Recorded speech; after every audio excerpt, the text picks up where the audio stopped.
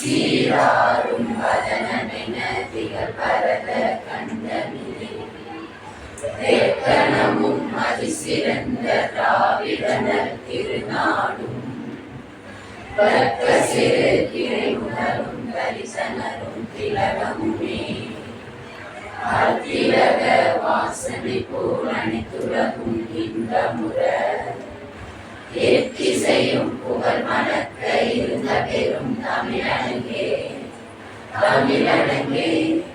உன் சீரமை சிறமியந்து செயல் மறந்து வாழ்த்துதுமே வாழ்த்துதுமே வாழ்த்துதுமே பாலநீர் புனை திருமார்பில் பல்வரை கை நல்ல பாலநீர் புனை திருமார்பில் பல்வரை கை நல்ல ஏல மலக்குழலால் உருவாகும் அமர்ந்தருளி பாலநீர் புனை திருமார்பில் பல்வரை கை நல்ல ஏல மலக்குழலால் உருவாகும் அமர்ந்தருளி கோல மலர் கொடி சூழ் கொடிமாட செங்குன்று மல்கும் கோல மலர் கொடி சூழ் கொடிமாட செங்குன்று மல்கும் நீலனன் மாவிரற்றான் கடலை தண்ணீரிலே நீலனன் மாவிரற்றான் கடலை தண்ணீரிலே. திருச்சிற்றம்பலம்.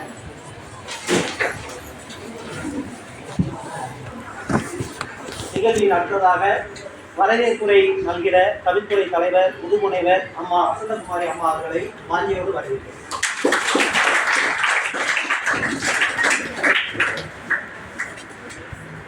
அனைவருக்கும் இனிய காலை வணக்கம். நமது அருள்மிகு அர்த்தநாரீஸ்வரர் கலை மற்றும் அறிவியல் கல்லூரியின் தமிழ்துறை தமிழ் சைவ இலக்கியம் சான்றிதழ் படிப்பின் சார்பாக நடத்துகின்ற இந்த அருமையானதொரு சிறப்பு சொற்பொழிவிற்கு வருகை புரிந்துள்ள அனைவரையும் முதற்கண் வருக வருக என வரவேற்கிறேன். இந்நிகழ்விற்கு அனுமதி வழங்கி இன்று வர முடியாத சூழல் இருந்தாலும் அதற்கான ஒரு உறுதிப்பாட்டினை நிலைநிறுத்திய நம்முடைய செயலாளர் அவர்களையும் வருக வருக என்று வரவேற்று தலைமையுரையாற்ற இருக்கின்ற நம்முடைய கல்லூரியின் முதல்வர் ஐயா அவர்களை வருக வருக என்று வரவேற்கிறேன். அடுத்ததாக நமது சிறப்பு அழைப்பாளர் ஐயா சிவ ஆ முருகன் ஐயா, இவர் திருவாவடுதுறை ஆதீன சைவ அவரையும் வருக வருக என்று வரவேற்கிறோம். அடுத்ததாக நம்முடைய கல்லூரியின் பேராசிரியர் பெருமக்கள் மற்றும் நம்முடைய அனைத்து மாணவ மாணவிகள் அனைவரையும் வருக வருக என்று வரவேற்புரை நல்கிய அம்மா அவர்களுக்கு மிக்க நன்றி. அடுத்ததாக தலைமை உரை நல்கிற நமது கல்லூரியினுடைய முதல்வர் புரொஃபசர் டாக்டர் வெங்கடாசலம் ஐயா அவர்களை வரவேற்கிறோம். அனைவருக்கும் இனிய காலை வணக்கம். Good morning. மார்னிங். இந்த மாதிரி பாசிட்டிவ் வைப்ரேஷனோட எப்பவுமே டிராவல் பண்ணா தான் நம்மளுடைய லைஃப் நல்லா இருக்கும், பார்க்கணும் எல்லாத்துக்கும் சந்தோஷமா இருக்கும். டெய்லி என்ன சொல்றோம் அப்படின்னா நல்லா சிரிங்க, ஓகேவா? ஏன் ஏதாச்சும் வருத்தமா இருக்காமா? சரிங்க, நல்லா சிரிங்க, ஓகேவா? ஸோ இந்த நேரத்தில் பார்த்தீங்கன்னா எவரி சாட்டர்டே நம்ம சைவ இலக்கிய கிளாஸ் போயிட்டு இருக்கு. அதில் வந்து ஒரு பேட்ச் வந்து 200 ஸ்டூடெண்ட் வந்து 132 ஸ்டூடெண்ட் வந்து எக்ஸாம் எழுதி 132 ஸ்டூடெண்ட் ஆல் கிளியர் ஆயிருக்காங்க. அதே மாதிரி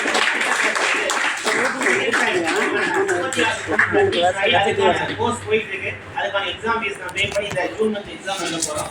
தேர்ட் பேட்ச்ல 17 ஸ்டூடெண்ட் அட்மிட் ஆயிருக்காங்க. அவங்களுக்கு நம்ம இமீடியட்டா கிளாஸ் பண்ண போறோம்.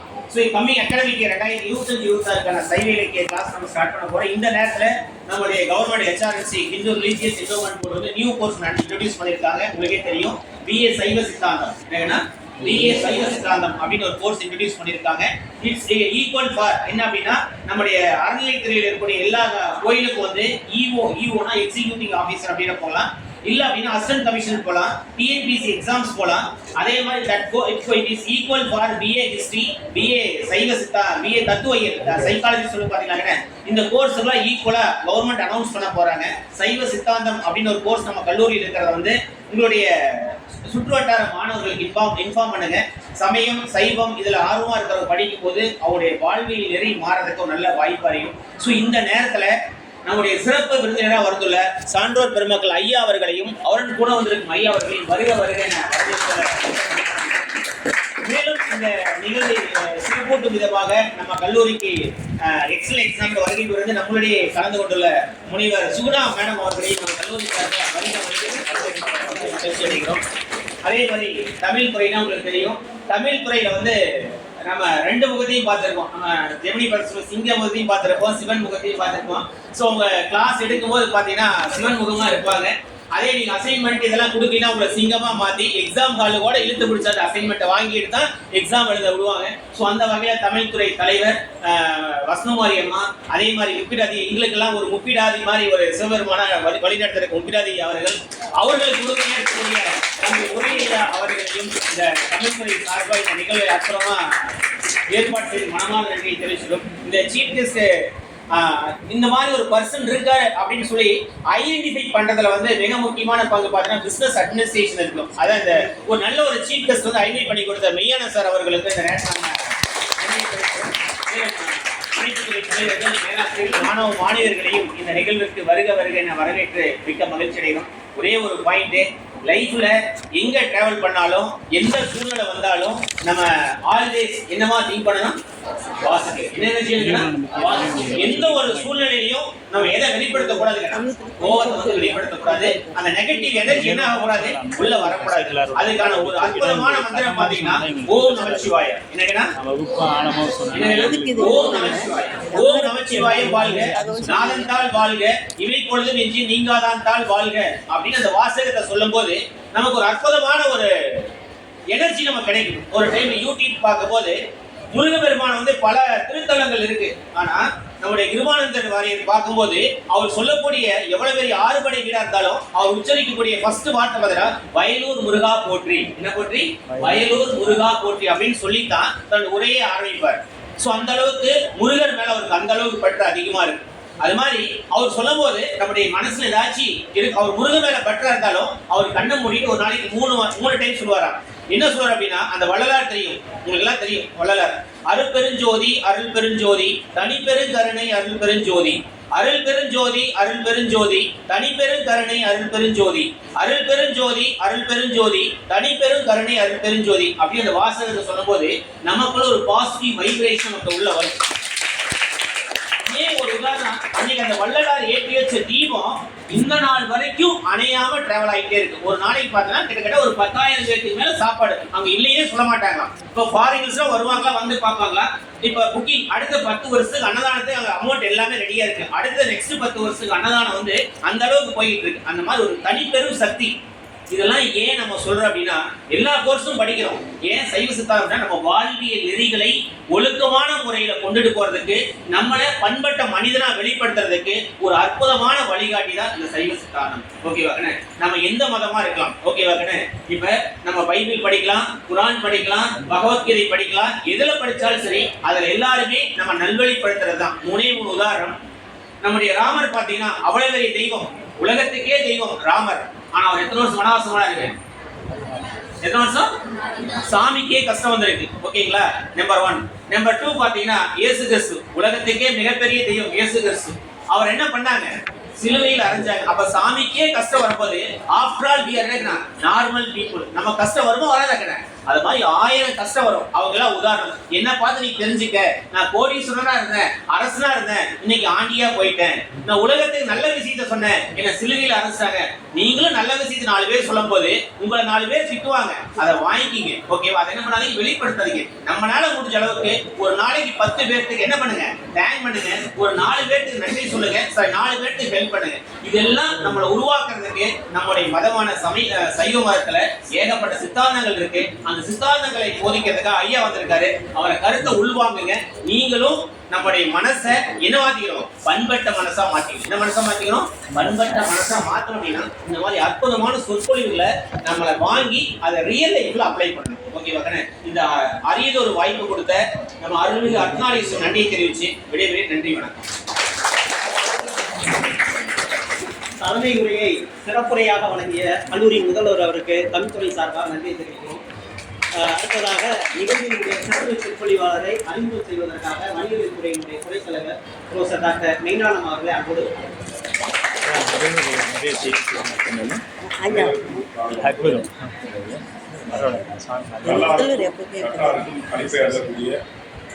எல்லாம் வல்ல அருள்மிகு ரத்னாரீஸ்வரர் கலை மற்றும் அறிவியல் கல்லூரிக்கு வருகை புரிந்து இன்று சிறப்புரை நிகழ்த்தக்கூடிய நமது எடப்பாடியை சார்ந்த சிவ முருகன் அவரை பற்றி அறிமுகம் செய்வதில் நான் மிகவும் மற்றற்ற மகிழ்ச்சி அடைந்தேன்.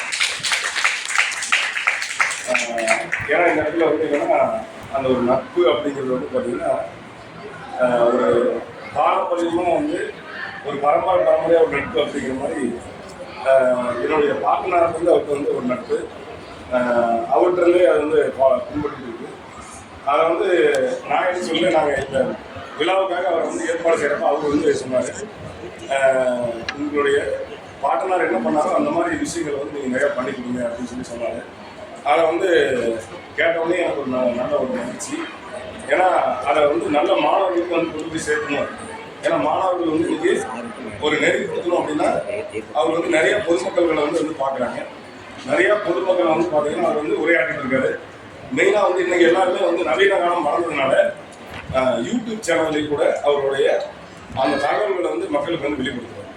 ஏன்னா இன்னைக்கு அது ஒரு முக்கியமான விஷயம். ஏன்னா வந்து கொண்டு போய் சேர்க்கணும் அப்படின்னா இதெல்லாம் பண்ணுறதுக்கு முன்னாடி அவர் வந்து கிட்டத்தட்ட 20 ஆண்டுகளாக எல்லாத்துக்கும் வந்து பார்த்தீங்கன்னா இதை வந்து அன்னதானம் வழங்கி எடப்பாடி பகுதியில் வந்து பார்த்தீங்கன்னா பண்ணிட்டு இருக்காரு. அவரும் வந்து பார்த்தீங்கன்னா ஒரு கம்பெனியில் ஒர்க் பண்ணார், ஸ்வெலட் கம்பெனியில் ஒர்க் பண்ணார். இப்போ வந்து பார்த்தீங்கன்னா ஹட்சன் கம்பெனியில் ஒர்க் பண்ணுறாரு. அவர் வந்து பார்த்தீங்கன்னா ஈஸ் ஒரு ப்ரொஃபஷனல். அவர் வந்து ப்ரொஃபஷனலாகவும் இருக்கார், 2 விஷயத்துலையுமே இருக்காரு.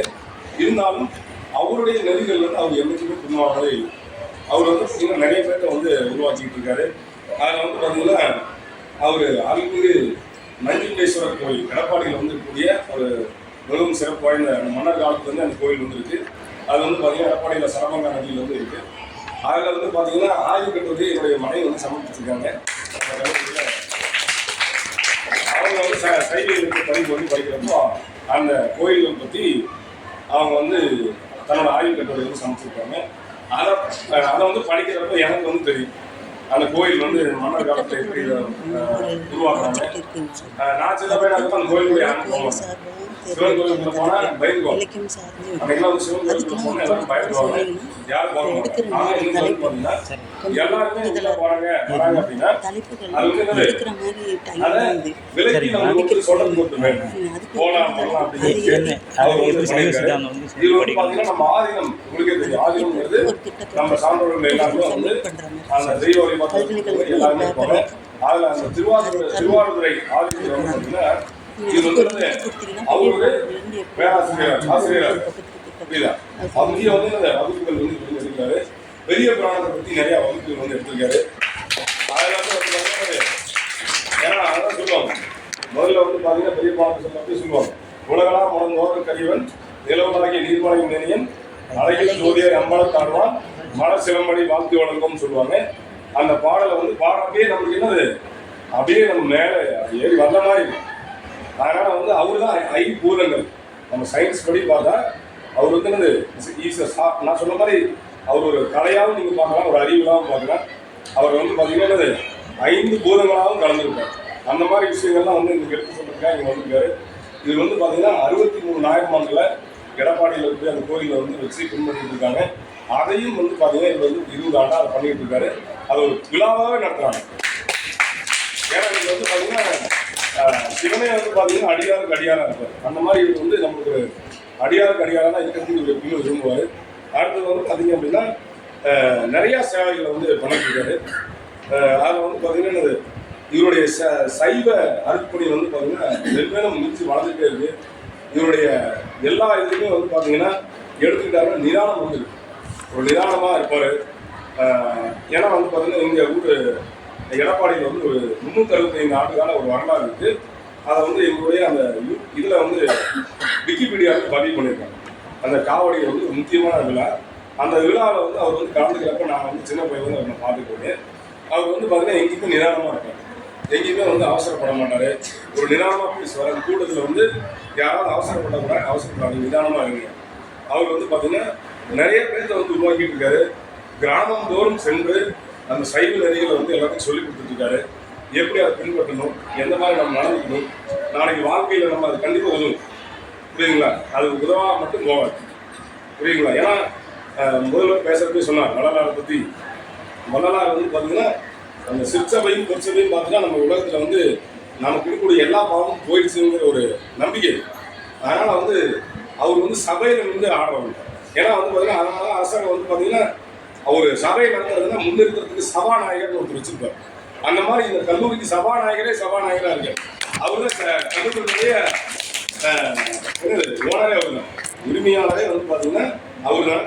அந்த அளவுக்கு வந்து பண்ணியிருக்காங்க.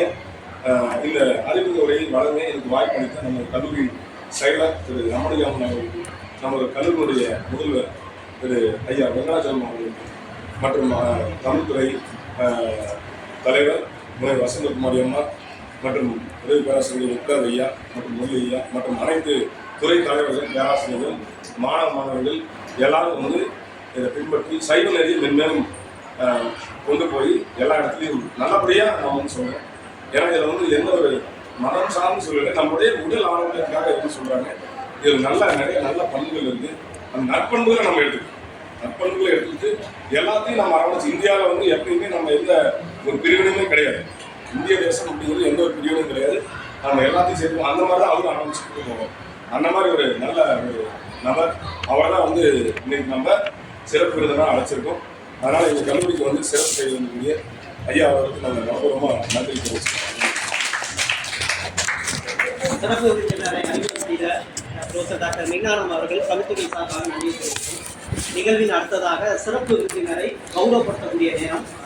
ஐயா அவர்களை கௌரவப்படுத்துவதற்காக கல்லூரியில் முதல்வர் ஐயா அவர்களை வரவேற்கிறோம்.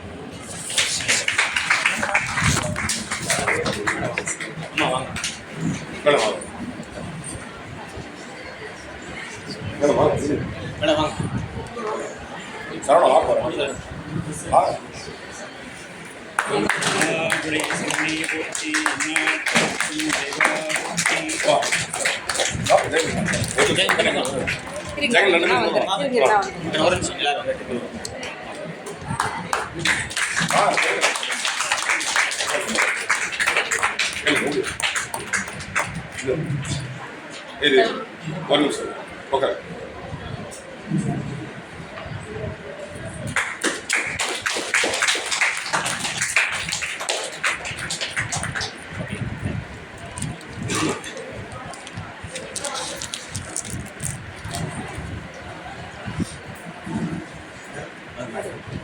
அடுத்ததாக நம்ம கல்லூரிக்கு இன்று புறநிலை தேர்வாளர் வந்திருக்கக்கூடிய தோழர் சுகுணாமலா அம்மா அவர்களுக்கு சிறப்பு செய்யக்கூடிய நேரம்.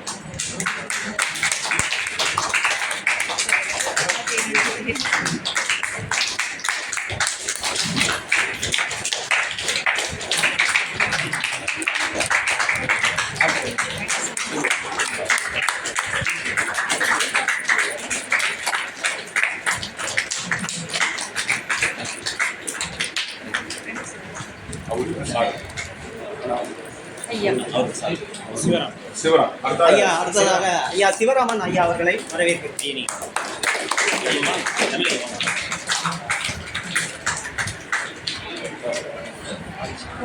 நல்லா கிளாப் பண்ணுங்க.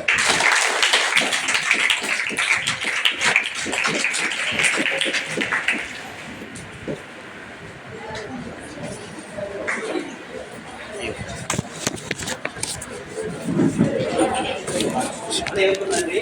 தொடர்ந்து தலைமை உரை நல்கிட ஐயா அவர்களை வரவேற்கிறோம்.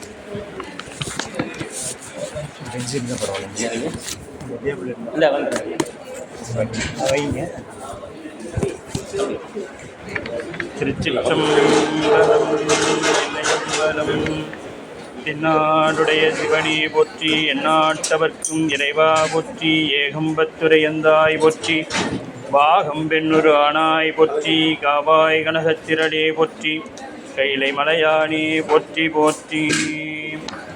அரைசனே அன்பற்கடியனுடைய அப்பனே ஆவியோடு ஆக்கை, ஒரே ஒரே கனிய புகுந்து நின்றுருக்கி, பொய்யிருள் கடிந்த மெய்ச்சுடரே, திரைபுறா மண்ணும் அமுதத்தின் கடலே, திருப்பெருந்துறை உரை சிவனே, ஒரே உணர்வு இறந்து நின்ற உணர்வதோர் உணர்வே, யான் உன்னை உரைக்குமாறு உணர்த்தேன்.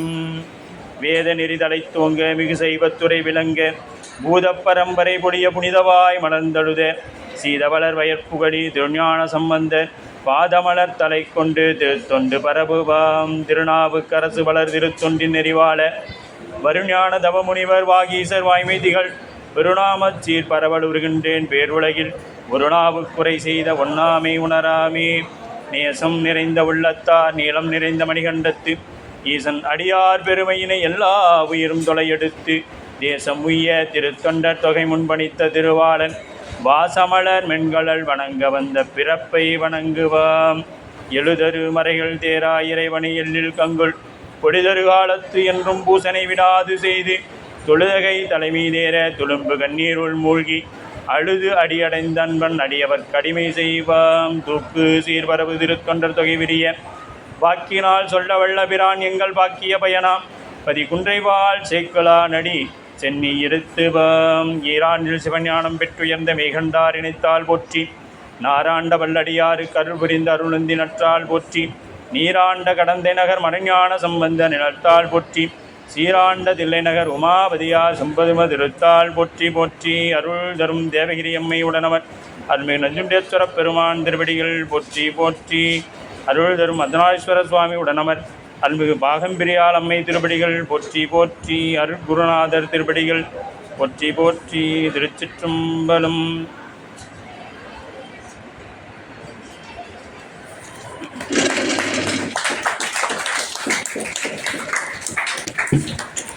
இறைவனுடைய பேரல் கருணையினால் உங்களை எல்லாம் சந்தித்ததிலே அடியேன் பெரும் மகிழ்ச்சி அடைகிறேன்.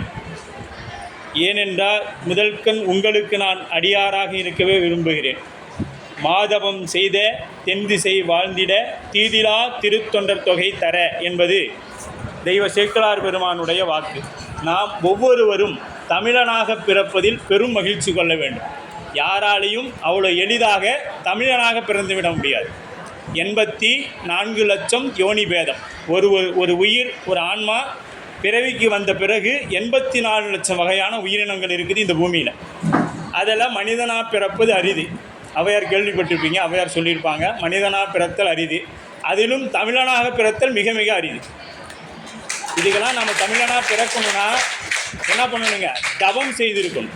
அதனால தான் தவம் செய்த தீதிலா தென்திசை வாழ்ந்திட. தென் திசைனா இமயமலைக்கு தெற்கே இருக்கக்கூடிய இந்த திசை. இந்த திசை வாழணும். அப்படி அங்கே இருக்கிறவங்க வாழ்கிறவங்க எல்லாம் யாருங்க? தவம் பண்ணனவங்க. அப்போ நீங்கள் எல்லாருமே தவம் பண்ணவங்க. சுவாமி கும்பிட்றவங்க தான் தவம் பண்ணவங்கன்னு இல்லை. தமிழனாக பிறந்த அத்துணை பேருமே தவம் பண்ணவங்க தான். அவங்க இஸ்லாமத்தை பின்பற்றலாம், கிறித்துவத்தை பின்பற்றலாம். அம்மா சொன்னாங்க சைவ சித்தாந்த வகுப்பு தொடங்குறாங்க அப்படின்னு. அது பெரும் மகிழ்ச்சி. அந்த வகுப்பு பார்த்தோம்னா எல்லா மதத்தினரும் படிக்கலாம். இன்னது தான் படிக்கணுங்கிறது இல்லை. அது ஏன்னா மனிதனை மனிதனாக்கக்கூடிய ஒரு செய்தி தான் சைவ சித்தாந்தம். அது ஒரு மதம் அல்ல, சமயம் அப்படின்னு தெரிஞ்சுங்க. சமயம் என்றால் என்ன அப்படின்னு போச்சு. மறுபடியும் இங்கே இருக்கிறவங்களாம் நினச்சிக்குவாங்க. வகுப்பில் தான் டீச்சர் இப்படி கேட்குறாங்க, சமயம்னா என்னன்னு. இவரும் வந்த உடனே ஆரம்பிச்சிட்டார் அப்படின்னு யாரும் நினைக்க வேணாம். சமயம் என்ன, நேராக நம்ம சமையல் அறைக்கு தான் போகணும். சமையல் அறைக்கு போனோம்னா சமையல்னால் என்ன அப்படின்னு பார்த்தீங்கன்னா, வெளியில் மார்க்கெட்டில் காய்கறி வாங்குகிறோம், கொண்டு வரோம், அதை சுத்தப்படுத்துகிறோம், சுத்தப்படுத்தி என்ன பண்ணுறோம்? சமையலுக்கு வைத்துக்கொள்கிறோம். அதுபோலத்தான் கேவல நிலையில் இருக்கக்கூடிய ஆன்மா. இந்த ஆன்மா எங்கன்னா பிறவிக்கு வராத ஒரு இருட்டில் கிடக்கும். அங்கே இருக்கக்கூடிய ஆன்மாவை இறைவன் என்ன பண்ணுறான்? இந்த சமையல் அறையாகிய உலகத்துக்கு கொண்டு வரான். கொண்டு வந்தோடனே அது என்ன பண்ணுறான்? பக்குவப்படுத்தான். ஐயா பேசும்பொழுது சொன்னார், எல்லாம் உங்களுக்கெல்லாம் துன்பம் வரும்பொழுதெல்லாம் என்ன நினைக்காதீங்க, விட்டுட்டு ஓடிடாதீங்க அப்படின்னு. சமையல் செய்யும்போது என்ன பண்ணோம்? தெரியாமல் கையை அறுத்துக்கிறோம், இல்லை எதையாவது ஒன்று சீவக்குள்ளே சுட்டுக்கிறோம், அடுப்பில் சுட்டுக்கிறோம், எதையாவது ஒன்று பண்ணிக்கிறோம். சமைக்கிறவங்களுக்கு இதெல்லாம் நாங்களாம் சமைக்கிறதே இல்லைங்க அப்படின்னு முடிவு பண்ணியிருந்தீங்கன்னா அம்மாட்ட போய் கேட்டு தெரிஞ்சுக்கிங்க.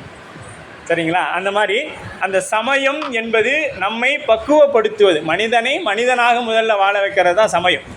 அதுதான் சைவ சித்தாந்தம். அது எந்த மதத்துக்கும் இல்லாத ஒரு உண்டு. ஏன்னா மற்ற மதத்து நூல்கள் எல்லாம் அந்தந்த மதத்தின் கட்டுப்பாட்டில் இருந்து தான் நீங்கள் அதை படிக்கணும். ஆனால் சைவ சித்தாந்தம் என்பது நீங்கள் எந்த மதத்தவரானாலும் படிக்கலாம். இரண்டாம் ஜான் போப் அப்படிங்கிறவர் கிறித்துவத்தை பரப்ப வந்த அவர் திருவாசகத்தையும் சிவஞான சித்தியார், சைவ சித்தாந்தத்தில் உங்களுக்கு வரக்கூடிய நூல் அது. சிவஞான போதத்துக்கு விளக்கம் வேணால் சிவஞான சித்தியார் படிக்கும். சிவஞான சித்தியாரை படிச்சுட்டு போய் சொல்கிறாரு, நான் ஒரு தமிழ் படித்த மாணவன் என்று எனது கல்லறையில் எழுதி வையுங்கள் என்று சொல்கிறார். அந்த அளவுக்கு அந்த தமிழுக்கு அவ்வளோ முக்கியம். தமிழும் சிவனும் வேற இல்லை, அது முதல்ல நீங்கள் தெரிஞ்சுங்க. தமிழும் முருகனும் வேற இல்லை, தமிழும் சிவமும் வேற இல்லை. தமிழ் சிவபெருமான் தான் தமிழ், தமிழ் தான் சிவபெருமான். இதில் எந்த ஒரு ஐயப்பாடும் என்றைக்கும் நமக்கு வந்துடக்கூடாது. நான் போய் தனியாக தான் முருகனை பார்ப்பேன், சிவபெருமான் தமிழை நாம் சரியாக படித்தோங்கன்னா அது சிவம், அங்கே சிவம் இருக்காது. அது எந்த மாற்றமும் ஐயப்பாடும் நமக்கு வரவே கூடாது. இப்போ நாம் எடுத்துக்கொண்டிருக்கக்கூடிய அடியனுக்கு கொடுத்த ஒரு தலைப்பு பெரிய புராணம் என்னும் திருத்தொண்டர் புராணம். அதுதான் தலைப்பு. அது பேசுவதற்கு நமக்கு ஆயுள் போதாது, அவ்வளோ பெருசு.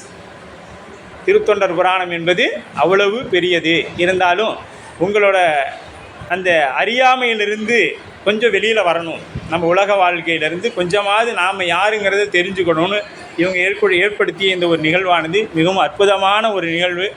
இங்கே இருக்கக்கூடிய அத்துணை பேர் திருவடிகளையும் மீண்டும் ஒரு முறை வணங்கி கொண்டு இதற்கு ஒரு திருக்குறள் போதும் இன்றைய வகுப்பை நாம் நிறைவு செய்யலாம். செயற்கரிய செய்வார் பெரியர், சிறியர் செயற்கரிய செயலாகாதார் அப்படின்னு சொல்லுவாங்க. இப்போ நாம் யார் செய்வாங்க பெரிய காரியம் எல்லாம்? விடாமுயற்சி, கொள்கை இருக்கணும். அப்பர் சுவாமிகள் சொல்லுவார், குறிக்கோள் இல்லாது கெட்டேன். இப்போ வாழ்க்கைனா ஒவ்வொருத்தருக்கும் ஒரு குறிக்கோள் இருக்கணும். பையன் 5வது படிக்கக்குள்ளே கேட்டோம்னா நான் ஐஏஎஸ் படிக்கிறேன்ப்பா, 12வது வந்தோன்னு கேட்டேன் இல்லைப்பா நான் கம்ப்யூட்டரில் படித்து நான் இப்படியே போய்க்கிறேன் அப்படின்னு. ஏன்னா 5வதுல இருந்த அந்த ஆர்வம் அப்படியே போக போக படிப்பில் இருந்து செல்ஃபோனுக்கு வந்த உடனே அந்த படிப்பை விட்டுட்டான். அந்த மாதிரி தான் நாமளும் அப்படியே வரும் பொழுது நல்ல ஒரு ஆர்வமாக வருவோம். வந்து ஒரு 6 மாதத்துக்கு என்னன்னா என்னப்பா பொழுது நிற்கும், தமிழம்மா வந்தாங்கன்னா இதையே சொல்லிகிட்டே இருக்கிறாங்க, சொன்னதே சொல்லுவாங்க. ஏன்னா சைவ சித்தாந்தம் 14 நூல். ஏன் அதை திரும்ப திரும்ப சொல்லணும்னா அது 3 செய்தி தாங்க. சைவ சித்தாந்தம் என்பது வெறும் 3 தான். 3 பொருள் உள்பொருள், 3 பொருள் நமக்கு சிரமம். அது என்னன்னு சொல்லுவாங்க?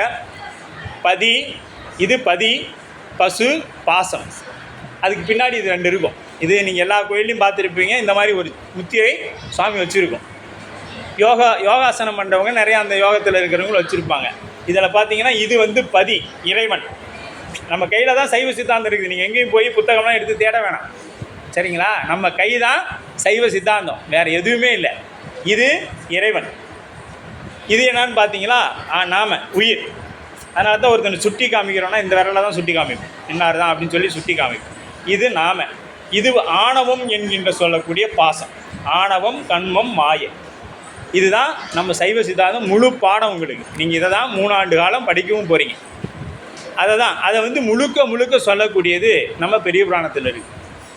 அதனால தான் செயற்கரிய முருகப்பெருமான் கேட்பார், அரிது என்ன, இனிது என்ன, கொடியது என்ன, பெரியது என்ன அப்படின்னு சொல்லுவாங்க. பெரிது பெரிது, புவனம் பெரிது.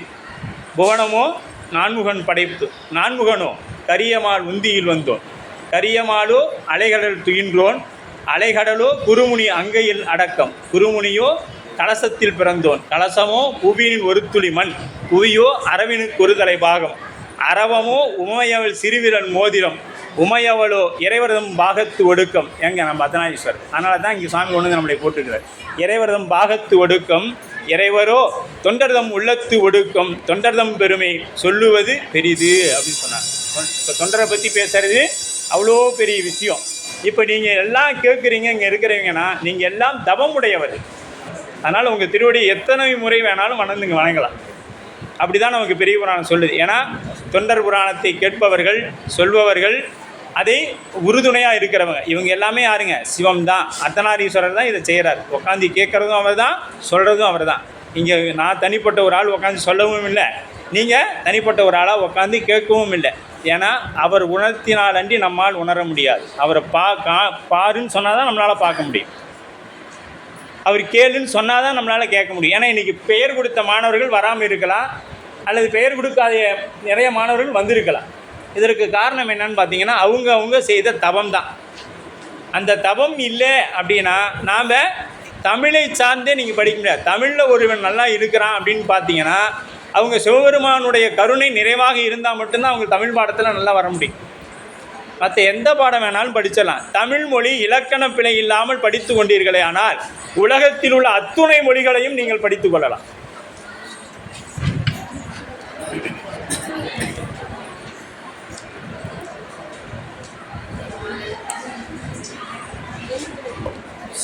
அம்மா கொஞ்சம் கவனிங்க, உங்களுக்காக தான். தமிழ் மொழி பிழை இல்லாமல் இலக்கண பிழை இல்லாமல் கற்றுக்கிட்டிங்கன்னா உலகத்தில் இருக்கிற அத்தனை மொழியும் நீங்கள் மிக எளிமையாக கற்றுக்கலாம். நீங்கள் வேறு எதுக்கும் ரொம்ப சிரமப்பட தேவை. ஆங்கிலம் மிக எளிமையாக கற்றுக்கலாம். வேறு நம்ம கன்னடம், தெலுங்கு எல்லாமே ரொம்ப எளிமையாக கற்றுக்கலாம். அதில் எந்த மாற்றமும் இல்லை. நீங்கள் இலக்கண பிழை இல்லாமல் தமிழை படித்து பாருங்கள், உங்களுக்கு எல்லா மொழியும் மிக எளிமையாக புரிந்துடும். சீன மொழி கூட ஏன் இன்றைக்கி சீனாவில் இருக்கிறவங்க எல்லாம் தமிழ் ரொம்ப எளிமையாக பேசுகிறாங்க. காரணம் அவங்க அடிப்படை அவங்களுக்கு தமிழ் தான். சீனாக்காரங்களுக்கு, ஜப்பானிக்காரங்களுக்கு, சிங்கப்பூர் எல்லாருக்குமே அடிப்படை தமிழ் தான். ஆனால் நாம் என்ன பண்ணிட்டோன்னா தமிழை விட்டுட்டு மீது எல்லா மொழியும் போய் கற்றுக்கணும்னு வரோம். தமிழில் இருக்கக்கூடிய ஆர்வம் குறைஞ்சிருச்சு. அதற்கு காரணம் என்னென்னா திருக்குறள் ஆசிரியர் நம்மளை 10ஆவதில் படிச்சுட்டு வர சொன்னோடனே நம்ம என்ன பண்ணிடுறோம், அதை படிக்காமல் இவர் எப்போ வந்தாலும் இதை தான் சொல்கிறாரு அப்படின்னு சொல்லி அந்த திருக்குறளையே விட்டுட்டோம். இந்த பெரிய புராணத்துக்கு ஒரே இந்த செயற்கரிய செய்வார் அந்த குறள் தான் இந்த பெரிய புராணமே. அந்த ஒரு குறள் தான் பெரிய புராணம். அந்த ஒரு குறள் இருந்ததுன்னா பெரிய புராணத்தை முழுக்க நாம் உள்வாங்கிக்கலாம். அவ்வளோ அற்புதமான இந்த பெரிய புராணம்னு பார்த்தீங்கன்னா எனக்கு ஒரு 10 மணி நேரம் கொடுத்தீங்களா அது ஒரு திரைப்படமாக உங்களுக்கு காமிக்கலாம். இந்த படத்தில் கதாநாயகன் யாருன்னா சுந்தரமூர்த்தி சுவாமிகள், வில்லன் யாருன்னா சிவபெருமான். இந்த இந்த இந்த இந்த புராணத்தில் பார்த்தீங்கன்னா கதாநாயகன் யாருன்னு பார்த்தீங்கன்னா 2 கதாநாயகி, ஒரு கதாநாயகன், மீதி எல்லாருமே சிவபெருமான் வில்லன். ஏன்னா எங்கே போனாலும் இவர் சிரமப்படுத்துவார். இது டைம் ஒரு 3 மணி நேரம் கொடுத்தா கூட ஒரு திரைப்படம் மாதிரியே உங்களுக்கு அப்படின்னு சொல்லிடுவேன். அந்த அளவுக்கு இருக்கும். நமக்கு காலம் குறைவாக, நம்ம தவம் அவ்வளோதான். ஏன்னா இதெல்லாம் சைவ சித்தாந்தத்தில் வரும். காலம், நியதி, அராகம் இப்படிலாம் நிறைய இருக்கும், அம்மாவுக்கு தெரியும். இருந்தாலும் உங்களுக்கு இப்போ சைவ சித்தாந்தங்கிறது உங்களுக்கு ஒரு ஆர்வம் வரணும். சைவ சித்தாந்தம் படித்தா என்ன வரும் அப்படின்னா நம்மளையே நாம் மனிதனாக மாற்றிக்கொள்ளலாம். வேறு எதுவும் வராது. நம்மளையே நாம் மனிதனாக மாற்றிக்கலாம்.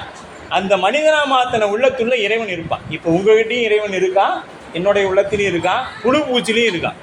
அவர் எங்கேயும் தனியாக அந்த மின்விசிறியில் இருக்கிறார், இந்த டேபிளில் இருக்கிறார், எல்லாமே இருக்கிறார். ஆனால் இது எப்போ நாம் உணர முடியும்? இப்போ எல்லாமே சிவம் இருக்கிறான்னு நினச்சிட்டா நமக்கு எங்கேயுமே என்ன பண்ணக்கூடாது, கோபம் வரக்கூடாது. கோபம் வரக்கூடாது. ஏன் கோபம் வருது அப்படின்னா அங்கே சிவம் இருந்து பண்ணுது நமக்கு இல்லை. அதுதான் ஆணவம்னு பேர். ஆணவம்னா அதுதான் ஆணவம். அதுதான் பண்ணணுமா, நான் பண்ணக்கூடாதா அப்படின்னு நாம் நினைக்கிறோம் இல்லையா? அது ஒரு வகையான ஆணவம். பின்னாடி எல்லாருக்கும் கேட்குதுங்களா? பின்னாடி கேட்குதாங்கய்யா? நல்லதுங்க. அப்போ இந்த பெரிய புராணம் என்பது பார்த்திங்கன்னா 8 வகையான நூலாக சொல்லப்படுது. இதையெல்லாம் குறித்து வச்சுங்க, உங்களுக்கு பயனுள்ளதாக இருக்கும். தமிழ் படிக்கக்கூடிய மாணவர்கள் இதை குறித்து வச்சுக்கிங்க. ஏன்னா நீங்கள் மறுபடியும் இதை போய் உங்களுக்கு பாடத்தில் இதெல்லாம் வராது. ஞான நூல் அப்படின்னு நீங்கள் வழிபாடு பண்ணலாம். ஞானத்தை போதிக்கக்கூடிய நூலாக நீங்கள் இதை வைத்து கொள்ளலாம். இல்லைங்க எனக்கு ஞானம்லாம் வேணாம், வழிபாடோட்ட போதும் அப்படின்னா சரி, வழிபாட்டு நூல் வைத்துக்கொள்ளுங்க. இது எப்படின்னு, ஏன் வழிபாட்டு நூல் அப்படின்னு சொல்கிறீங்கன்னா திருக்குறிப்பு தொண்டர் புராணத்தில் சேக்கிழார் பெருமான் சொல்லுவார், அம்மையார் எண்ணில் ஆகமம் இயம்பிய இறைவர் தாம் விரும்புவது உண்மையாவது பூசை என. இப்போ இறைவன் என்னத்தை விரும்புவானா சிவபெருமானா, நீங்கள் எதை சொன்னாலும் அவருக்கு விரும்ப மாட்டார். அவருக்கு என்ன பிடிக்குன்னா அவருக்கு பூசை பண்ணணும். அவருக்கு பூசை பண்ணிங்கன்னா அவருக்கு ரொம்ப பிடிக்கும். அதனால் அவருக்கு போய் நீங்கள் தேங்காய் பழம்னா இல்லை அபிஷேகத்துக்கு நம்மளால் என்ன முடியுமோ அதை பண்ணணும். இல்லைங்க அதெல்லாம் என்னால் பண்ண முடியாது. போய் அதுக்கு தான் நமக்கு என்ன பண்ணுறாங்க, நம்ம அருளாளர்கள் 18,000 சில்லறை பாட்டுகள் கொடுத்துருக்குறாங்க. அந்த மாலையை நாம் சாத்தலாம். 1 ரூபாய் செலவில்லைங்க. சிவபெருமான் மாதிரி மிக எளிமையாக அருள் செய்யக்கூடிய தெய்வம் உலகத்தில் வேறு எதுவும் இல்லை. தேவார பாடல்களில் 12 திருமுறையிலையும் இருந்து ஒவ்வொரு பாடல்களை நீங்கள் எடுத்து போய் பாடுனீங்களா உங்களுக்கு என்ன வேணும் அத்தனையும் தருவார். இன்றைக்கி மற்ற மதங்கள் எல்லாம் சொல்லி கொண்டிருக்கிறாங்க, குருடர்கள் பார்க்கிறார்கள், செவிடர்கள் கேட்கிறார்கள். இது அரசு கல்லூரி, அதனால் நாம் ஓரளவுக்கு தான் அதை சொல்ல முடியும் இல்லையா? எல்லோரும் இருப்பாங்க, அது அவங்களையும் நாம் குற்றம் சொல்லலை. அவங்க அதுலேயும் இருக்கிறவங்க அதை ஏற்றுக்கிறது இல்லை. அந்த அந்த மதத்திலையும் இருக்கிறவங்க அதை ஏற்றுக்கொள்வதில்லை. ஆனால் நாம் என்ன சொல்கிறோன்னா, இறைவன் அதை நமக்கு செய்து காட்டியிருக்கிறார், டெமோ பண்ணி காமிச்சிருக்கிறாரு. அது மயிலை கபாலீஸ்வரர், அவினாசி அப்பர், இந்த தலங்களெல்லாம் இதுக்கு நமக்கு டெமோவாக இன்றைக்கும் அந்த தலங்கள் இல்லைன்னா நாம் அது இல்லைன்னு சொல்லிடலாம். அந்த கோயில்கள் இருக்குது. அப்போ அதெல்லாம் உண்மை. எப்படின்னு பார்த்தீங்கன்னா, இந்த புராணத்தில் நாம் அதை எண்ணில்லாத ஆகமங்கள் இறைவன் சொல்லிக்கொண்டே இருந்தான். ஆனால் அதில் என்ன சொல்லுது அப்படின்னா, இறைவன் என்ன சொல்கிறான்னா, எனக்கு பூசை ரொம்ப பிடிக்கும்னு சொன்னது அம்பாளுக்கு பிடிச்சிச்சு. அம்பாள் நேராக அங்கேருந்து வந்தாங்க, காஞ்சிபுரத்தில் பூசை பண்ணாங்க. அலை நிறைய அந்த கடல் எப்படி வந்துச்சு, 1000 கடல்கள் ஒன்று சேர்ந்தார் போட காஞ்சியில் அந்த மழை தண்ணி வந்தது. இப்போலாம் வந்து சுனாமி மாதிரி வந்தது. அந்த மாதிரி வந்தோன்னா நம்ம என்ன பண்ணுவோம், சாமியாவது ஒன்றாவது விட்டுட்டு ஓடி போயிடு அப்படின்னு ஓடிடுவாங்க. ஆனால் அம்மையால் என்ன பண்ணாங்க, இன்றைக்கும் காஞ்சி மாநகரில் போனீங்களா இருக்கும், கட்டி அணைச்சிட்டா, அந்த சிவலிங்கத்தை கட்டி அணைச்சிட்டா. அவரோட மார்போட தனங்கள் பதிந்தது இன்றைக்கும் அந்த திருமணிகளில் இருக்குது. நீங்கள் காஞ்சிபுரம் மாவட்டத்தில் போனீங்கன்னா நிறைய தலங்களில் அந்த மாதிரி அம்பாள் வழிபட்ட லிங்கங்கள் இருக்குது. அந்த லிங்கத்தில் அம்பாளோட தனம் பதிந்த அந்த திருமேனி இன்றைக்கும் நீங்கள் காட்சிக்கு காணலாம். அப்போ வரலாறு என்பது நடக்காத ஒன்று இல்லை, நடந்ததை சொல்கிறது தான் வரலாறு. நம்ம வரலாறுன்னு என்ன பண்ணுவாங்க, அதில் இல்லாத கதையெல்லாம் சொல்லுவாங்க அப்படின்னு நினச்சிடக்கூடாது. இதில் எல்லாம் ஆதாரத்தோடு, அதுவும் பெரிய புராணம் எந்த இடத்துலையுமே சேக்கிழார் பெருமான் ஆதாரம் இல்லாமல் சொல்லவே இல்லை. அத்துணையும் ஆதாரத்தோடு தான் நிரூபிச்சிருப்பார். இந்த உலகம் எலும்பும் சாம்பலையும் கொண்டு படைக்கப்படுவதற்கு காரணமாக இருக்கிறது என்பதை எங்கே காமிச்சாங்க, மயிலை கபாலீஸ்வரில் காமிச்சாங்க. சிவநேசன் செட்டியார் என்கின்ற ஒருவர் தன்னுடைய மகளை திருஞான சம்பந்த பெருமானுக்கு திருமணம் நடத்தி கொடுக்க வேண்டும் என்பதற்காக அப்படியே வளர்த்தி வரார். 13 ஆண்டு காலம் ஆகுது. அந்த அம்மையார் என்ன பண்ணிட்டாங்க, அரவம் தீண்டி இறந்து விட்டார், பாம்பு தீண்டி இறந்துட்டாங்க. திருஞான சம்பந்தர் மயிலை கபாலீஸ்வரர் கோயிலுக்கு போகிறாங்க. அங்கே அந்த சிவநேசன் செட்டியார் பார்க்குறாரு. சுவாமி இந்தாங்க அப்படின்னு சொல்லிட்டு அந்த கலசத்தை கொடுக்குறாங்க. அந்த காலத்தில் வாக்கு தவறாமல் இருந்தது. இன்றைக்கி அது எங்கே, அந்த வாக்குங்கிறது எங்கே இருக்குதுன்னு நம்ம தேடணும். அந்த மாதிரி வாக்கு தவறாமை என்கின்ற ஒன்று இருந்தது. அங்கே போனவுடனே திருஞான சம்பந்த பெருமான்கிட்ட அந்த கலசத்தை கொண்டு வந்து அவர் கொடுக்குறாரு. இது என்னன்னு கேட்குறாரு. இது என்னோடய பெண்ணோட எலும்பும் சாம்பலும் அப்படின்னு சொல்கிறாங்க. ஏன் அப்படின்னு சொல்லி கேட்டோன்னே, இல்லை இந்த பெண்ணை உங்களுக்கு திருமணம் செய்து கொடுக்கலான்னு இருந்தேன், அவள் பாம்பு கடித்து இறந்துட்டா, அதனால் அந்த சாம்பலும் எலும்பும் உங்களுக்கு உரியது. அந்த காலத்தில், இன்றைக்கி பெண்கள் நிறையா இருக்கிறீங்க, கோவச்சிக்க மாட்டீங்கன்னு நினைக்கிறேன். பெண் நிச்சயம் பண்ண பின்னாடி அந்த பொண்ணு வேற ஒருத்தரோட திருமணம் பண்ணிட்டு போயிடும். ஆனால் அந்த காலத்தில் தாய் தந்தையினர், அது ரொம்ப முக்கியமாக எல்லோரும் கவனத்தில் வைங்கம்மா. ஏன்னா நம்மளை வந்து தாய் தந்தையினர் வந்து பெற்று வளர்த்தி கொண்டு வராங்க. எதுக்காக, நான் பட்ட கஷ்டம் நீ படக்கூடாது அப்படிங்கிற ஒரே எண்ணம் தான். மற்றபடி அவங்களுக்கு வேறு ஒன்று நீங்கள் சம்பாரித்து கொடுக்கணுங்கிறதெல்லாம் இல்லை. அதனால தான் அவங்கள கடவுளுக்கு நிகராக சொல்லப்பட்டது. சம்பாரித்து கொடுக்கணுன்னா இல்லை, நான் பட்ட கஷ்டத்தை நீ படாமல் வாழணுங்கிறதுக்கு தான் நம்மளை படிக்க வைக்கிறாங்க. அதனால் என்ன பண்ணுறாங்க, நாம் என்ன பண்ணுறோம், அவங்கள ரொம்ப உதாசீனப்படுத்திடுறோம். அந்த திருமணம் நிச்சயம், அதுக்கு முன்னாடி அவங்ககிட்ட ஒரு ஃப்ரெண்டாக அப்பா அம்மாட்ட பழகும். இங்கே சுந்தரர் வந்து சாமியவே நண்பனாக்கிட்டார். பறவை நாச்சியாருக்கும் இவருக்கும் ஒரு ஊடல் ஏற்பட்டுரும். அதுக்கு தூது போவோம். இன்றைக்கும் நீங்கள் திருவாரூர் நாளைக்கு தேருங்க, 7ஆம் தேதி திருவாரூர் ஆழித்தேர், உலகத்தின் மிகப்பெரிய தேர். அந்த தேரில் அங்கே அந்த கோயிலுக்கு போனீங்கன்னா அங்கே இருக்கும், பக்கத்துலேயே பறவை நாச்சியார் மாளிகைன்னு ஒன்று இருக்கும். அந்த மாளிகைக்கு சிவபெருமான் நடந்து 2 முறை போயிருக்கிறார் தியாகேச பெருமான். எதுக்கு, சுந்தரமூர்த்தி நாயனாருக்கும் பறவை நாச்சியாருக்கும் இருக்கக்கூடிய ஊடலை நீப்பதற்காக. கணவன் மனைவிக்குள்ளே சண்டை வந்துருச்சு, அதை தீக்கணுங்கிறதுக்காக சாமி தூது போகிறார். இதை கேள்விப்பட்ட ஏயர்கோன் கழிக்காமனா, நீலாம் ஒரு ஆள், உனக்கு வேறு நான் ஒரு சீடனாக இருந்து உனக்கு கீரையெல்லாம் கொண்டு வந்து கொடுத்து நீ சாமி என்ன பண்ணிட்ட, தூது அனுப்பிட்ட. அதுவும் அற்ப சுகத்துக்காக. இது எப்படிப்பட்ட சுகம், ஒரு அற்ப சுகம். இதுக்காக நீ சாமிகிட்ட போய் சாமி தூது அனுப்பிக்கிறிய அப்படின்னு சொல்லி கோவிச்சிட்டு தன்னை கத்தியால் குத்திக்குவார். சூளை நோய் தாங்க முடியாமல் கத்தியாக சுந்தரர் வந்து சரி பண்ணுவார்னு சாமி வந்து சொல்கிறார். சுந்தரனே வர வேண்டாம், வரத்துக்குள்ளே நான் பார்க்கல, செத்து போகிறேன்னு அவர் குத்திக்கிட்டு செத்துக்குவார். ஆனால் அவரோட நட்பு எப்படி இருந்தது தெரியுங்களா, சுந்தரமூர்த்தி நாயனார் அவரை பார்க்க வராரு, கத்தியில் குத்திக்கிட்டார் ஏயர்கோன் கழிக்காமர். அந்த கத்தியை எடுத்து தான் குத்த போக்குள்ள அவர் எந்திரிச்சு வந்து பிடிச்சார்.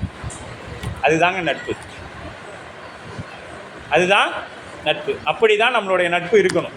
கல்லூரியிலே ஆகட்டும், வீட்டுக்கு பக்கத்தில் ஆகட்டும், அவங்க ஒரு தவறே பண்ணியிருந்தாலும் சரி, அவங்க அறியாமைன்னு செய்துட்டாங்க அப்படின்னு சொல்லி நாம் என்ன பண்ணணும், பொறுத்து கொண்டு போகணும். என்னை பொறுக்க முடியலையா, கொஞ்சம் நகர்ந்து போயிடுங்க, மீண்டும் அவங்கள பற்றி குற்றம். அதே மாதிரி ஒரு திருந்த நம்ம போயிட்டோம் அப்படின்னா அவங்கள பற்றி குற்றம் சொல்லக்கூடாது. இருக்கிற வரைக்கும் நம்ம அவங்களோட தானே இருக்கிறோம். போன பிறகு என்ன பண்ணுறோம், அவங்களே குற்றமாக சொல்கிறோம். அந்த மாதிரிலாம் நட்புக்குள்ளே இருக்கக்கூடாது. நட்பனா உயிர் போனாலும் அவன் எனக்கு நண்பன் தான் அப்படின்னு நாம் வாழணும். சரிங்களா? அப்படி தான் சாமி நமக்கு சொல்கிறாங்க. அப்படி வழிபாட்டு நூலாகவும் நீங்கள் பெரிய புராணத்தை போற்றலாம். அதுக்கு அடுத்தது வாழ்வியல் நூல், நாம் எப்படி வாழணும் அப்படிங்கிறத கற்றுத்தரதும் அதுதான். நம்ம இலக்கியங்கள்லேயே பெரிய புராணத்தில் இல்லாதது வேறு எதுலேயுமே இல்லை. இலக்கியம், இலக்கணம் எல்லாமே அதில் இருக்குது. இப்போ ஞானம் வேணுங்கிறவங்களுக்கு அந்த நூல்லேருந்து ஞானத்தை எடுத்துக்கலாம். இல்லைங்க எனக்கு ஞானம்லாம் வேண்டாம், எனக்கு வழிபாடு மட்டும் போதும் அப்படின்னு நினச்சிங்கன்னா எடுத்துக்கலாம். வழிபாட்டுக்குள்ளேயே எண்ணில் ஆகம இறைவர் அப்படின்னு எடுத்துக்கலாம். வாழ்வியல் நூல் அப்படின்னா இப்போ சுவாமிக்கு என்ன பண்ணுறோம், எப்படி வாழணும்னு கற்றுத்தராங்க. ஒருவனுக்கு ஒருத்தி, இதை நாம் எல்லோரும் சொல்லுவோம், ராமன் பாரி சொல்லுவோம் இல்லையா? ஆனால் நமக்கு பெரிய புராணத்திலே அது 12ஆம் நூற்றாண்டில் கொடுக்கப்பட்டு திருநீலகண்ட நாயனார் என்று ஒருவர் இருக்கிறார். அந்த திருநீலகண்ட நாயனார் என்ன பண்ணுவார்னா, இளமை, அதாவது இதில் இன்னொரு செய்தி உங்களுக்கு சொல்லணும். சேக்கிழார் பெருமான் எங்கேயுமே அடியார் பெருமக்களை குறைத்தே சொல்ல மாட்டார். 63 நாயன்மார்களிலுமே எங்கேயுமே அடியார் பெருமக்களை குறைத்து சொல்ல மாட்டார். அவர் உயர்த்தியே தான் சொல்லுவார். ஏன்னா இது அடியார் பெருமையை பேசக்கூடிய நூல், அங்கே சிறுமை பேசக்கூடாது அப்படிங்கிறதுக்காகவே அவர் சொல்லலை. ஆனால் 2 நாயன்மாருக்கு மட்டும் அவர் சொல்கிறார். இதை குறித்து வச்சுக்கிங்க, உங்களுக்கு தமிழ் படிக்கிற மாணவர்களுக்கு பயனுள்ளதாக இருக்கும். 2 நாயன்மாரை மட்டும் அது எப்படி சொல்லுவார்னா, அவங்களோட வினை. இப்போ நம்ம சொல்லுவாங்க, ஒரு திரைப்படத்தில் கூட நீங்கள் பார்த்துருப்பீங்க, ஏங்க பொழுதுனைக்கும் பையனை திட்டிகிட்டே இருக்காதீங்க, அவன் ஆடி போய் ஆவணி வந்த உடனே எப்படி வந்துடுவான், டாப்புக்கு வந்துடுவான் அப்படின்னு சொல்லுவான் அந்த அம்மா இல்லையா? அது மாதிரி என்ன சொல்லுவாங்கன்னா, இவர் அப்படியே சேக்கிழார் அப்படியே சொல்லிட்டு வர்றார். என்ன சொல்கிறாரு, அப்படியே கொண்டு வருவார். இளமை மீதூர திருநீலகண்டர் அவருடைய 16 வயது, அப்போ ஆண்களுக்கு 16, பெண்களுக்கு 13 திருமண வயது. இது எப்போ, அவங்க காலத்தில், நீங்கள் இப்போ நினச்சிடாதீங்க. அதனால் அந்த காலத்தில் அவர் அந்த 16 வயதில் இளமை அவர் என்ன பண்ணிடுச்சான், கொண்டு போய் தவறான வழிக்கு கொண்டு போயிடுச்சான். அதிகமான பெண்கள் தொடர்பு ஏற்படுத்தி தப்பான வழிக்கு போயிட்டார். இதை அந்த அம்மா காதுக்கு கேள்விப்பட்டுறாங்க. அவர் ஒரு குயவனார், இந்த மண்பானை செய்து அதில் ஒரு திருவோடு செய்து வரவங்களுக்கெல்லாம் கொடுத்துட்டு இருப்பார். அதாவது பொய்கடிந்து அறத்தில் வாழ்பவர். நாம் இன்றைக்கி மெய்கடிந்து பொய்யில் வாழ்ந்து கொண்டு இருக்கோம். நம்ம வாழ்க்கை அப்படி தான் இருக்குது. ஏன்னா அப்படி தான் பேசினா தான் நம்ம பஸ்லேயே ஏற்றிக்குவாங்க இல்லையா? அப்படி தான் இருக்குது உலகம். நாம் இருக்கக்கூடியது அத்தனையுமே பொய். ஆனால் நாம் மெய்யை அந்த பொய்யில் தேடணும். அதுதான் நம்மளுடைய வேலை இல்லைங்களா? அந்த மெய்யை தேடணும். ஐயா பேரும் அதுதான், மெய் ஞானம். ரெண்டுமே ஒன்று தாங்க. மெய்யும் தான் ஞானமும் ஒரே பொருள் தான். அம்மாவுக்கு தெரியும், அது தெரியாமல் இல்லை. உண்மை அறிவு. அப்புறம் மெய்னா எது மெய்யின்னு அறிந்து பார்க்கக்கூடியது. அப்படி என்ன பண்ணுறாங்க, அந்த அம்மா இப்படி இளமை மூதூர அவர் பல பெண்களிடம் போகிறாரு. பிறகு அந்த வீட்டுக்கு வரும்பொழுது அந்த அம்மாவுக்கு இதை யாருமே பொறுத்துக்க மாட்டாங்க. ஒரு பெண் இன்னொரு இந்த மாதிரி ஆண் இருக்கும் பொழுது அவங்க தாங்கி கொள்ள மாட்டாங்க. அதை சொல்கிறாங்க, நீ இது மாதிரி இருக்கிற, எனக்கு இப்போ பிடிக்கலன்னா சொல்ல. எம்மை தீண்டிவீராகில் திருநீலகண்டம், இதுதான் அந்த அம்மா சொன்ன வார்த்தை. எம்மை தீண்டிவீராகில் திருநீலகண்டம். இது அந்த அம்மா என்னன்னு சொல்லியிருக்கணும். அவசரத்தில் என்ன பண்ணிட்டாங்கன்னா, இதுதான் தமிழில் நடக்கக்கூடிய ஒரு தமிழ் எவ்வளோ ஆழமானதுன்னு எடுத்துங்க. இந்த ஒரு புராணம் நமக்கு என்னன்னு சொல்கிறதுக்காக எம்மை அப்படின்ட்டாங்க. என்னன்னு சொல்லியிருந்தா ஒருமை, எம்மை அப்படின்னு சொன்னதுனால பன்மை. அப்போ எம்மை என்று சொன்னதனால் எந்த மாதரையும் மனத்தினாலும் தீண்டேன்கிறார் திருநீலகண்டர். எந்த மாதரையும் மனத்தினாலும் தீண்ட, மனசில் கூட நான் இனி. அதன் பிறகு 16 வயதிலிருந்து ஏறக்குறைய 91 வயது 100 வயது வரைக்கும் எப்படி இருக்கிறாங்கன்னு பார்த்தீங்கன்னா, ஒரே ஒரு சின்ன குடிசைக்குள்ளே ஒருவரை ஒருவர் தீண்டி கொள்ளாமல் வாழ்கிறாங்க. அதை பார்த்தீங்கன்னா இன்றைக்கும் அந்த அவங்க சிவபெருமான் இவங்களை உலகத்துக்கு காமிக்கணும். இதுதான் பெரிய புராணத்தில் எடுத்துக்கிட்டிங்கன்னா நம்ம என்ன சொல்லுவோம், நானும் தினைக்கும் கோயிலுக்கு போகிறேன், ஆனால் சாமி கோயிலுக்கே போகிறாங்கன்னு நல்லா வச்சுக்கிறாரு. கோயிலுக்கு போகிற எனக்கு மட்டும்தான் இவ்வளோ சிரமங்களையும் சோதனைகளையும் கொடுக்குறாரு. இதான் நாம் இயல்பாக பேசக்கூடியது இல்லையா? சாமி நம்மளை சோதிக்க வேண்டிய அவசியமே இல்லை. நாயன்மார்கள் இப்போ பெரியவங்க சொல்லுவாங்க, நாயன்மார்களுக்கே சோதனை வந்துச்சு, அவர்கள் சோதனை செய்யவில்லை. பெருமானுக்கு தெரியாதா? ஏன்னா அவன் எங்கே இருக்கிறான். இன்றைக்கி தான் இந்த கேமராலாம் வந்திருக்குது, இன்னும் அந்த கேமரா வரல. இப்போ ஒரு கேமரா தான் வந்திருக்குது, 2 கேமரா இருக்குது. மேலே வெப்சைட்லேருந்து ஒன்று நம்மளை பார்க்கலாம், இன்னொன்று சிசிடிவி கேமரா. நம்ம எங்கே இருக்கிறோம், 2 கேமரா தான் இப்போ வந்துருக்குது. இன்னும் ஒரு கேமரா சாமி வச்சுக்கிறார், உள்ளுக்குள்ளே இருக்குது. மனத்தகத்தான் தலைமையிலான் வாக்கினுள்ளான் வாயார தன் அடியே பாடும் தொண்டர் இனத்தகத்தான் இமையர்தம் உச்சி மேலாம் மனத்தகத்தான் கைலாயத்து உச்சி உள்ளான் காலத்தியான் அவன் என் கண்ணுளானே அப்படிம்பார். காலத்தியான் அவன் என் கண்ணுளானே. இப்போ அடியார் உள்ளத்தில் இருக்கக்கூடியவனும் சிவபெருமான் தான். அவன் உள்ளுக்குள்ளே நாம் என்ன நினைக்கிறோம், கனவுக்கு உங்களுக்கு பாவ புண்ணியம் உண்டுங்க. சைவ சித்தாந்தம் படிச்சிங்கன்னா உங்களுக்கு உண்டு. சுளுத்திங்கிற இடத்துல உயிர் இருக்கும். உயிர் இப்போ இங்கே இருக்கும். விழிப்பு நிலையில் இருக்கும் பொழுது எங்கே இருக்குன்னு பார்த்தீங்கன்னா இந்த புருவ நடுவில் இருக்கும். தூங்கும் பொழுது கனவு வருது பார்த்தீங்களா, அதனால தான் அந்த கனவு வந்து ஒரு 2 செகண்டு தான் உங்களுக்கு மொத்த கனவும். நீங்கள் அரை மணி நேரம் அந்த கனவு சொல்லலாம், ஆனால் உங்களுக்கு ஏற்படக்கூடிய 2 செகண்டு தான் அந்த இந்த இடத்துல உயிர் இருக்கும். அப்போ அதனால தான் கனவு வந்தோடனே டக்குன்னு நம்ம விழிச்சிடும் எந்த கனவு வந்தாலும். அதுக்கு அடுத்தது கீழே போனால் ஆழ்ந்த உறக்கம். அப்போப்பா நான் எப்போ படுத்தேன் எப்போ எந்திரிச்சுன்னு தெரியல, நல்லா தூங்கிட்டேன் அப்படின்னு சொல்லுவோம். இப்போ உயிர் அங்கே, இப்போ நமக்கு உயிர் எங்கே இருக்குது, புருவ நடுவில் இருக்குது. அந்த மாதிரி அவர் வாழ்வியலை கற்றுத்தரக்கூடிய நூலாக இந்த நூல் இருக்குது. சரிங்களா? இப்போ உங்களுக்கு சைவ சித்தாந்தமும் பெரிய புராணத்தையும் அடையும் கலந்து தான் சொல்லிட்டு வரேன். ஏன்னா பெரிய புராண டாப்பிக்கே நான் இதை எடுத்துகிட்டு வந்த டாப்பிக்கே வரல. சரிங்களா? குறிப்பு எடுத்து வந்த டாப்பிக்கே நான் உங்களுக்கு வரல. ஏன்னா அம்மா சைவ சித்தாந்தம் அப்படின்னு சொல்லிட்டதுனால நாங்கள் அது சைவ சித்தாந்தமும் பெரிய புராணமும் அப்படியே சொல்லிட்டு வரோம். இது வாழ்வியல் நூல். எப்படி வாழணுங்க, ஒருவருக்கு ஒருத்தராக பொய் கடிந்து அறத்தில் வாழணும். அறம் என்பது என்னென்னா கணவனோட கலந்து ஆலோசனை செய்து அதை நடத்தும். இப்போ இந்த நிர்வாகம் இருக்குதுன்னா நம்ம முதல்வர் ஐயா, உங்களுக்கு அமைஞ்ச முதல்வர் ஐயா மிகவும் மிகவும் நல்லவர். ஏன்னு கேட்டிங்கன்னா அவ்வளோ அந்த ஒரு சாத்வீக குணம். பார்த்த உடனே மகிழ்ச்சியாக இருக்கும் சொன்னார் பார்த்தீங்களா. எல்லோரும் எப்பொழுதும் சிரிச்சுக்கிட்டே இருங்க, ஏன் கவலைப்படணும், நமக்குலாம் என்ன கவலை, மாணவர்களாக இருக்கிற நமக்கு எந்த கவலையுமே இல்லை, சிரித்து கொண்டே இருக்கலாம் அப்படின்னு சொல்லி ஐயா சொன்னாங்க. அந்த மாதிரி வாழ்வியலை கற்றுத்தரக்கூடிய நூலாக இந்த நூல் இருக்குது. அதுக்கடுத்து பார்த்தீங்கன்னா சாத்திர நூல். இது பெரிய புராணம் என்பது சாத்திர நூல். சாத்திரம் என்னென்னா சைவ சித்தாந்தம். உங்களுக்கு 14 நூல். உண்மை விளக்கம், திருவருட்பயன், 20 சிவஞான சித்தியார், சிவஞான போதம், திருக்குறள், சைவ சித்தாந்தம், இதெல்லாம் உங்களுக்கு ஏறக்குறைய ஒரு 14 நூல்கள் எங்களுக்கு ஆதீனத்தில் கொடுக்கப்பட்டிருக்கு. சிவஞான சித்தியார் பரப்பக்கம், அதில் தான் மற்றைய இதெல்லாம் வந்து பார்த்திங்கன்னா உங்களுக்கு மற்ற சமயங்களை எப்படி நாம் மற்ற மதத்தை நாம் ஏற்றுக்கிறோம் அப்படிங்கிறது இருக்கும். மற்ற மதத்தை எப்படி நம்மகிட்ட இருந்து போனாங்க அப்படிங்கிறது. ஏன்னா மற்ற சமயங்கள் எல்லாமே எங்கேருந்து, நம்ம இடத்துலேருந்து போனது தான். எல்லாத்துக்கும் ஆணி வேராக இருக்கக்கூடியது சைவம், இங்கேருந்து போனது தான். அதனால் நாம் யாரையும் கடவுளே இல்லைன்னு சொன்னாலும் அவருக்கு ஒரு பெஞ்சை கொடுத்து உட்கார வைன்னு சொல்லுவாங்க. சைவ சித்தாந்தம் அதை சொல்லும். கடவுள் இல்லைங்கிறானா அவனையும் கூப்பிடு, அவனுக்கு கிடைக்கல அதனால் அவன் இல்லைன்னு சொல்லிட்டு அவனை விட்டுற, அதை பிடிச்சி வை. அப்படி தான் நம்ம எப்பொழுதுமே நம்ம சைவம் யாரையும் மனிதனை மனிதனாக மாற்றி வைத்திருக்கும். அதுதான் சைவத்தோட வேலை. அது வேறு எந்த சூழல்லையும் மற்ற மதங்களைப் போல சண்டையிட்டு கொள்ளாமல் இருக்கக்கூடிய ஒரே சமயம் சைவம் தான். எல்லாரையும் அரவணைத்து போகும். நம்ம இடத்தில் அன்பை எடுத்துக்கொண்டு தான் புத்தர் வளர்ந்தார்.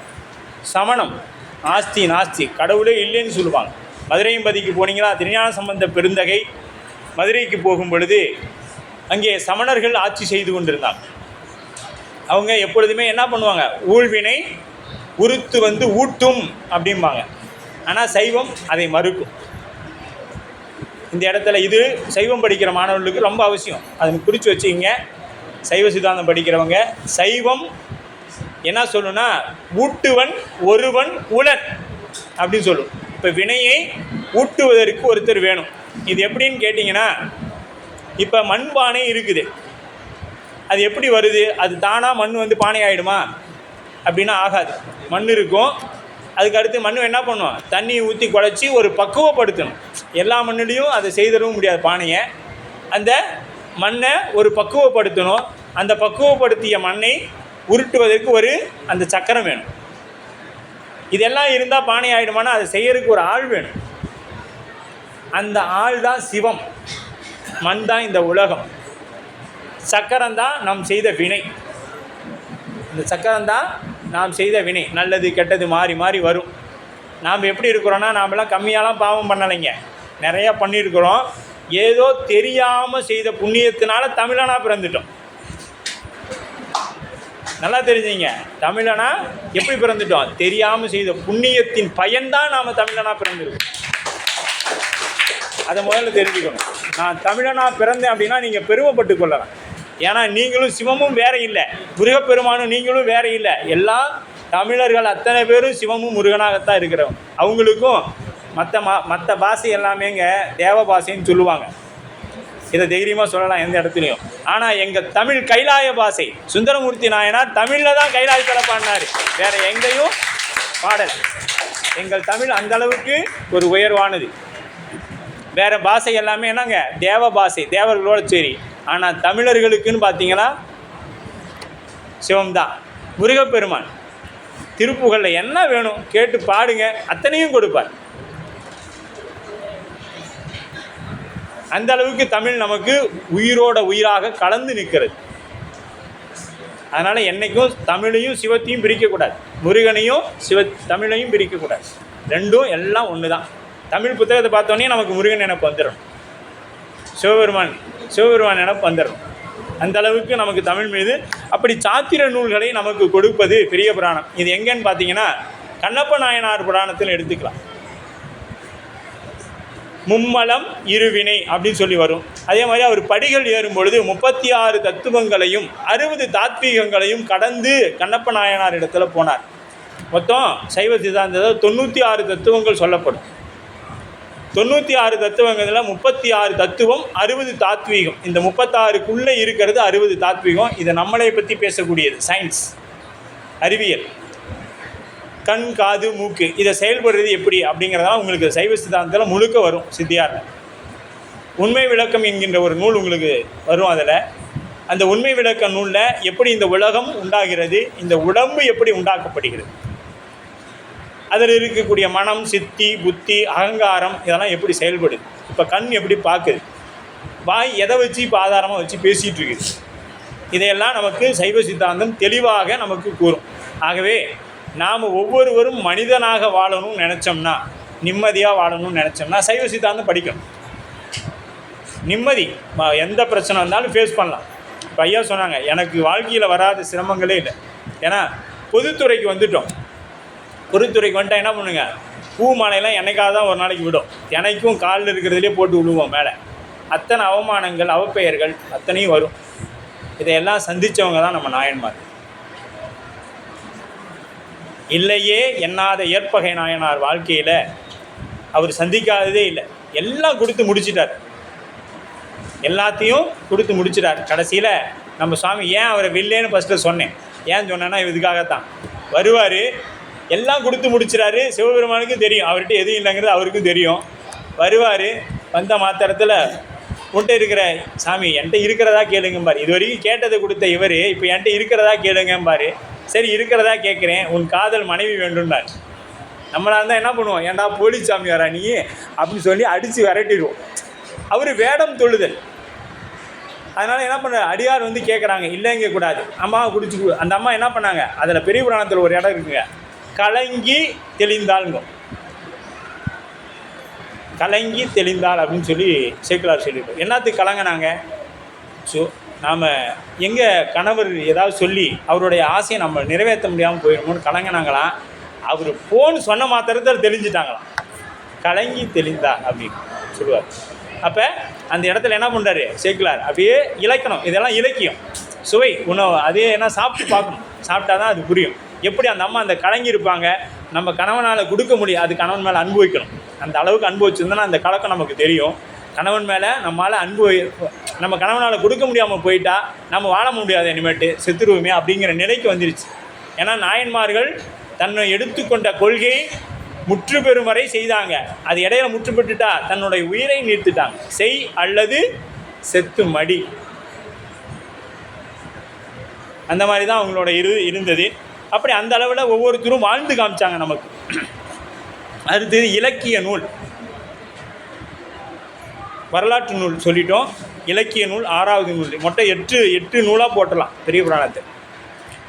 இலக்கிய நூல் அப்படின்னு பார்த்தீங்கன்னா சுந்தரமூர்த்தி நாயனாருக்கு திருமணம் நடந்துடும். திருவாரூரில் திருமணம் நடக்கும்.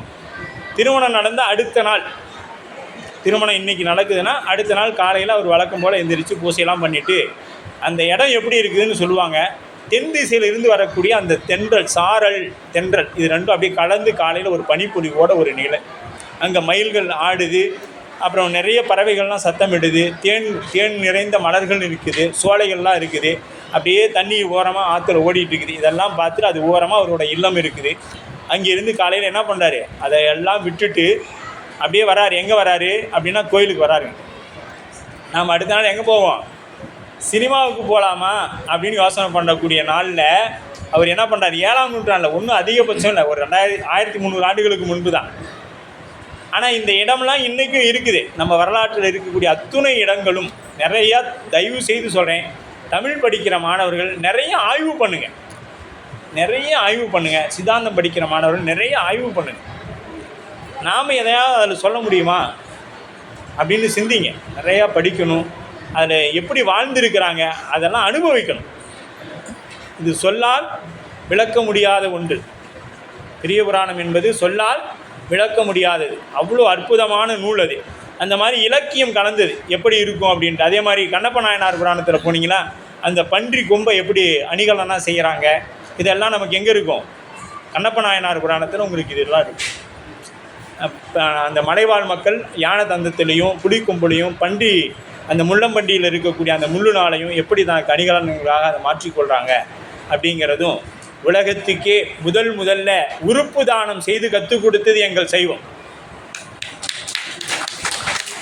இன்னைக்கு தான் உடல் உறுப்பு தானத்தை அரசு ஊக்குவிக்கிறது. ஆனால் முதலாக ஒரு உறுப்பை தானம் செய்யலாம் என்று சொல்லியது நம் கண்ணப்ப நாயனாருடைய புராணம். எல்லாரும் படிச்சிருப்பீங்க, திரைப்படங்களில் பார்த்துருப்பீங்க. சிவபெருமானை தொடர்ந்து வழிபாடு பண்ணுறவர். அதே மாதிரி மிக எளிமையாக முக்தி பெற்ற, குறைந்த நாளில் முக்தி பெற்றவர். 6 நாள் தான் சிவபெருமானுக்கு, அவருக்கு 6 நாள். எல்லாரும் விளையாட்டாக சொல்லுவாங்க, உங்கள் பெரியவங்க கூட சொல்லியிருப்பாங்க, கறி சாப்பிட்றேன்னா சிவபெருமானை கும்பிட்டு கறி சாப்பிட்னா அடுத்த வார்த்தை என்ன வரும்? கண்ணப்ப நாயனாரே கறி சாப்பிட்டாரு, நீ சாப்பிட மாட்டியா? அவர்லாம் சாப்பிட்டு வச்சு படைக்கலையா சாமிக்கு அப்படின்னு சொல்லி கேட்பாங்க. அவர் 6 நாளும் தண்ணி கூட குடித்ததான் நமக்கு பெரிய புராணத்தில் ஆதாரம் இல்லைங்க. 6 நாளும் அவர் தண்ணி குடித்ததுக்கு உண்டான ஆதாரம் கூட நமக்கு பெரிய புராணத்தில் இல்லை. ஏன்னு கேட்டிங்களா? போகிறாரு, என்ன பண்ணுவாருங்க, சுவாமி நேராக போய் பார்ப்பார். அங்கே போய் அவர் தனியாக இருக்கிறாரேன்னு சிந்தனை பண்ணுவார். யாருக்கும் அந்த சிந்தனை வராது. தன் தாய் ஒரு குழந்தையை எப்படி பாதுகாத்து கொள்வாளோ அதுபோல் அந்த சுவாமியை போய் பார்த்த மாத்திரம், சுவாமி இவ்வளோ பெரிய வனவிலங்குகள் இருக்கக்கூடிய இடத்துல நீங்கள் தனியாக இருக்கிறீங்களே, உங்களை யாராவது ஏதாவது பண்ணிட மாட்டாங்களா அப்படின்ட்டு இவர் என்ன பண்ணுவாருங்க, நைட்டு முழுக்க வில்லு அம்பையும் வச்சுட்டு நேராக அவரை பார்த்துட்டு அப்படியே பாதுகாப்புக்கு நிற்பார். காலையில் ஆனவொன்னே அவருக்கு பசிக்கும், சாப்பாடு கொடுக்கணுமே. அந்த நேரத்தில் தான் சிவகோசாரி அவர் வருவார். அது ஆகம பூசை, இது அன்பு பூசை. இவர் தீக்கை வாங்கலை. நம்ம இனி அதெல்லாம் போன பிரிவில் நடந்துருச்சு. அவருக்கு வாங்கலைனாலும் அது போன பிரிவில் நடந்துருச்சு. இதெல்லாம் புராணத்துலேயும் இருக்குது. இப்போ இவருக்கு என்னென்னா நடக்குது, சுவாமி நேராக பார்க்கறது, இதெல்லாம் இருக்குது. அது உங்களுக்கு இப்பொழுதைக்கு அது வேண்டாம், சரிங்களா? அப்போ சிவகோசாரியார் வந்து அந்த ஆகமத்தில் என்ன சொல்லப்பட்டிருக்கோ அந்த மாதிரி பூசை பண்ணுவார். இவருக்கு தெரிஞ்சது என்ன, அவங்க பண்ணது பன்னிக்கறி அடித்து சாப்பிடுவாங்க, விலங்கை வேட்டையாடுவாங்க, அதை சாப்பிடுவாங்க. அதை தான் நாம் சாப்பிட்றது தான். சாமி இழைச்சிட்டிங்களே பாரு, சாமியை பார்த்து நம்மளை பார்த்து என்ன சொல்லுவோம், அது ஒரு கல் திருமேனி, கல் சிலை, அவ்வளோதான். அது போய் எப்படி இழைக்கும்? அவருக்கு அன்பு எது, அந்த அன்பு கல்லை உருக்கக்கூடியதாக இருந்திருக்குது. அதனால் பார்த்த சாமி ரொம்ப இறைச்சிட்டிங்க. இன்றைக்கி நல்ல விலங்காக வேட்டையாடி அப்படியே பல விலங்குகள் வேட்டையாடுவார். ஒவ்வொன்றையும் சாப்பிட்டு பார்ப்பார். சாப்பிட்டுனா அதக்கி பார்ப்பார். அந்த அதக்கும் பொழுது அதில் வரக்கூடிய சார் அவர் வாயில் பட்ட மாத்திரத்தில் இது நல்லா இருக்குன்னு எடுத்து தனியாக வச்சுக்குவார். நல்லா அதெல்லாம் துப்பிடுவார், கீழே துப்பிடுவார். அந்த நல்லா இருக்கிற மாமிசத்தை மட்டும் கொண்டு போய் சாமி கொடுப்பார். கொண்டு போய் வச்சுடுவார். வாயில் தண்ணி கொண்டுக்குவார், தலையில் பூ வச்சுக்குவார். எதெல்லாம் நம்ம அனாச்சாரம்னு சொல்கிறோமோ அதெல்லாம் ஆச்சாரமாக செய்திருப்பார். அந்த அளவுக்கு அன்பு இருந்தால் நீங்களும் கறி சாப்பிட்டு சாமி கும்பிடலாம். சிவபெருமான அந்த அளவுக்கு அன்பு இருந்தால் கறி சாப்பிட்டு கூப்பிடலாம். அவர் நாம் அவ்வளோ பெரிய கண்ணுலாம் கொடுக்குவோம். நாங்கள் இந்த விரலில் சோடு கட் பண்ணி கொடுத்துருவோம். அவருக்கு கறியை சாப்பிடலாம். ஏன்னா இது கறி சாப்பிட்றது சைவத்துக்காக, நான் சாமி கும்பிட்றதுக்காக சொல்ல. திருக்குறள் சொல்லுது நமக்கு. திருக்குறள் தான் நமக்கு எல்லாத்துக்குமே ஆதாரம். திருக்குறள் எடுத்துங்க, நிறைய இடத்துல தெய்வ சேக்கிழார் பெருமான் திருக்குறளை கையாண்டிருப்பார். பெரிய புராணத்தில் கொல்லால் புலால் மறுத்தாரை கைகூப்பி தொழும் எல்லா உயிரும். இப்போ ஒரு எறும்பு பார்த்துச்சுன்னா கூட நம்முடைய நகராசன் போகிறான், யாருக்கும் எந்த தீங்கும் பண்ண மாட்டான்னு அது சொல்லும். அப்போ என்ன தீங்கு? முதல்ல உணவில் அது வந்து ராசச குணத்தை ஏற்படுத்தக்கூடிய உணவு. அதனால தான் பெரியவங்க அதை வேணாம், நாங்கள் ஒன்றும் அதை சாப்பிட்றதுனால ஒன்றும் அதில் சத்தும் பெருசாக கிடையாது. உணவை சரி பண்ணணும். உணவில் அதை எடுத்துட்டாங்கனாவே நம்ம இடத்துல இருக்கக்கூடிய ராசச குணம் குறைஞ்சிரும். அடுத்தது தாமச குணம். அது என்ன குணம்னு பார்த்தீங்கன்னா, தூங்கி கொண்டு இருக்கிறது, தூங்குறது, அது அப்புறம் செஞ்சுக்கலாம் விடு. அப்படின்னு சொல்லியிருக்கோம் பார்த்தீங்க. அதுக்கு தாமச குணம்னு பேர். சாத்வீக குணம் இது கற்பூரம் மாதிரி, சொன்ன மாத்திரத்தில் அது செஞ்சு. இப்போது சில மாணவர்கள் இருப்போம், ஆசிரியர் சொன்ன உடனே விளங்கிரும்.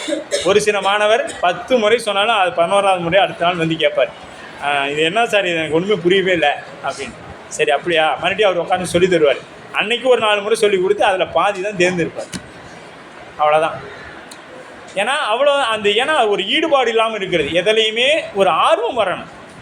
ஆர்வம் இல்லைன்னா அதில் நாம் குறிக்கோள் இல்லாமல் தான் வாழ்கிறோன்னு அர்த்தம். எதுலேயுமே ஆர்வமே இல்லைன்னா வாழ முடியாமல் வாழ்ந்து கொண்டு இருக்கிறோம். வாழணுன்னா எதையாவது ஒன்று கெட்டியாக பிடிச்சிக்கிடணும். அதை அடையிறதுக்கு எவ்வளோ வேணாலும் முயற்சி பண்ணலாம், தப்பில்லை. அந்த முயற்சி எப்படி இருக்கணும்? இறைவனை துணை கொண்டு, பெரியோரை துணை கோடல்னு இருக்கும் திருக்குறளில். அந்த பெரியோரை துணையாக வைத்து கொண்டு நாம் அந்த லட்சியத்தை அடையணும். அது இலக்கியத்தை. அடுத்தது தேவாரத்தின் விரிவுரை நூலாக சொல்லப்படும். பெரிய புராணம் தேவாரத்தின் விரிவுரை நூல்னு சொல்லலாம். தேவாரத்துக்கு விளக்கம் வேணும்னா நீங்கள் பெரிய புராணத்தை வந்து படிக்கணும். படித்தோங்கன்னா நமக்கு என்ன கிடைக்கும்? தேவாரத்துக்கு விளக்கம் கிடைச்சிடும். அடுத்து 8வது நூலாக விருத்தப்பா அப்படின்னு சொல்லுவாங்க. தமிழ் இலக்கியத்தில் வரும் உங்களுக்கு நேரிசை திருவிருத்தம் அப்படின்னு சொல்லுவாங்க. இதை பண்ணோடையும் பாடலாம், இன்னொன்று விருத்தமாகவும் படிக்கலாம். இப்போ உலகெல்லாம் உணர்ந்தோதற்கரியவன் இப்படி விருத்தமாகவும் நீங்கள் படிக்கலாம். உலகெல்லாம் உணர்ந்தோதற்கரியவன் நிலவுலாவிய நீர்மணி வேணியன் அழகில் சோதியன் நம்பளத்தாடுவான் மலர் சிலம்படி வாழ்த்தி வணங்குவான். அப்படி நம்ம ஒரு பாடம் நம்ம பண்ணாவோடையும் பாடலாம். இப்போ இந்த உலகெல்லாம் அப்படின்னு சொல்கிறது 72 எழுத்துக்கள் இருக்கும். நீங்கள் போய் வேணால் எண்ணி பாருங்கள். 72 எழுத்துக்கள் இருக்கும். பெரிய புராணத்தில் போற்றப்படக்கூடிய நாயன்மார்கள் 72 பேர். 63 நாயன்மார்கள், 9 தொகையடியார். மொத்தம் 72 நாயன்மார்களை பற்றி பேசக்கூடிய சரிதம்தான் இந்த பெரிய புராணம். நீங்கள் உலகெல்லாம் அப்படிங்கிற அந்த செய்யுளை எடுத்து எண்ணி பார்த்தீங்கன்னா,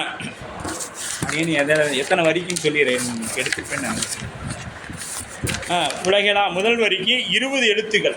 உலகெல்லாம் உணர்ந்து ஓதுதற்கு அரியவன் அப்படின்னு சொல்கிறேன்.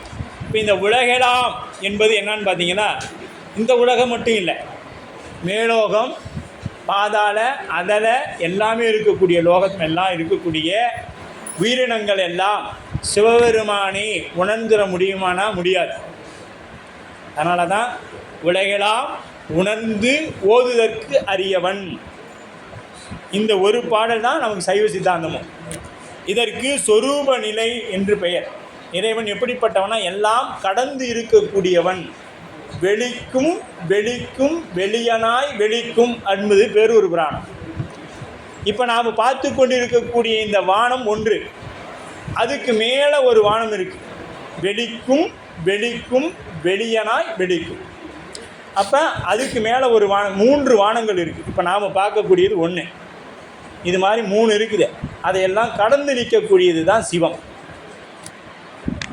அங்கே இருக்கக்கூடிய சிவம் என்ன பண்ணுதுன்னா, இப்போ இதுதான் சிவம். நீங்கள் எல்லாம் இதை மட்டும் கொஞ்சம் எல்லோரும் பாருங்கள், பின்னாடி உங்களுக்கு வாழ்க்கைக்கு பயன்படும். இது சிவம். இது எங்கே இருக்குது? அங்கே மேலே இருக்குது. இது உயிர். இப்போ இந்த உயிர் போய் இந்த சிவத்தை பிடிக்குமானா பாருங்கள், பிடிக்கவே பிடிக்காது. இந்த உயிர் எப்படி இந்த விரலை நீங்கள் வளைச்சிங்கனாலும் போய் பிடிக்காது. போய் பிடிக்குமானா பாருங்கள், எப்படி நீங்கள் வளைச்சி பாருங்கள், பிடிக்குதான். நேராக இந்த விரலை வளைச்சி போய் பிடிக்குதான்னு பாருங்கள். இந்த விரல் வளையக்கூடாது. இந்த விரல் வளையாமல் உங்கள் மற்ற எந்த விரல், இந்த விரல் வளைச்சி போய் பிடிக்குமான்னு பாருங்கள். பிடிக்குமா? சத்தியமாக பிடிக்காது. பிடிக்காது. பிடிச்சிச்சின்னா நீங்கள் அங்கே ஏதோ கோல்மால் பண்ணிட்டீங்கன்னு அர்த்தம். பிடிக்காது. ஏன்னு கேட்டிங்கன்னா, இறைவன் வளைந்து கொடுக்காமல், இறைவன் இறங்கி வராமல் ஆன்மா இறைவனை பற்ற முடியாது. நல்லா தெரிஞ்சுங்க,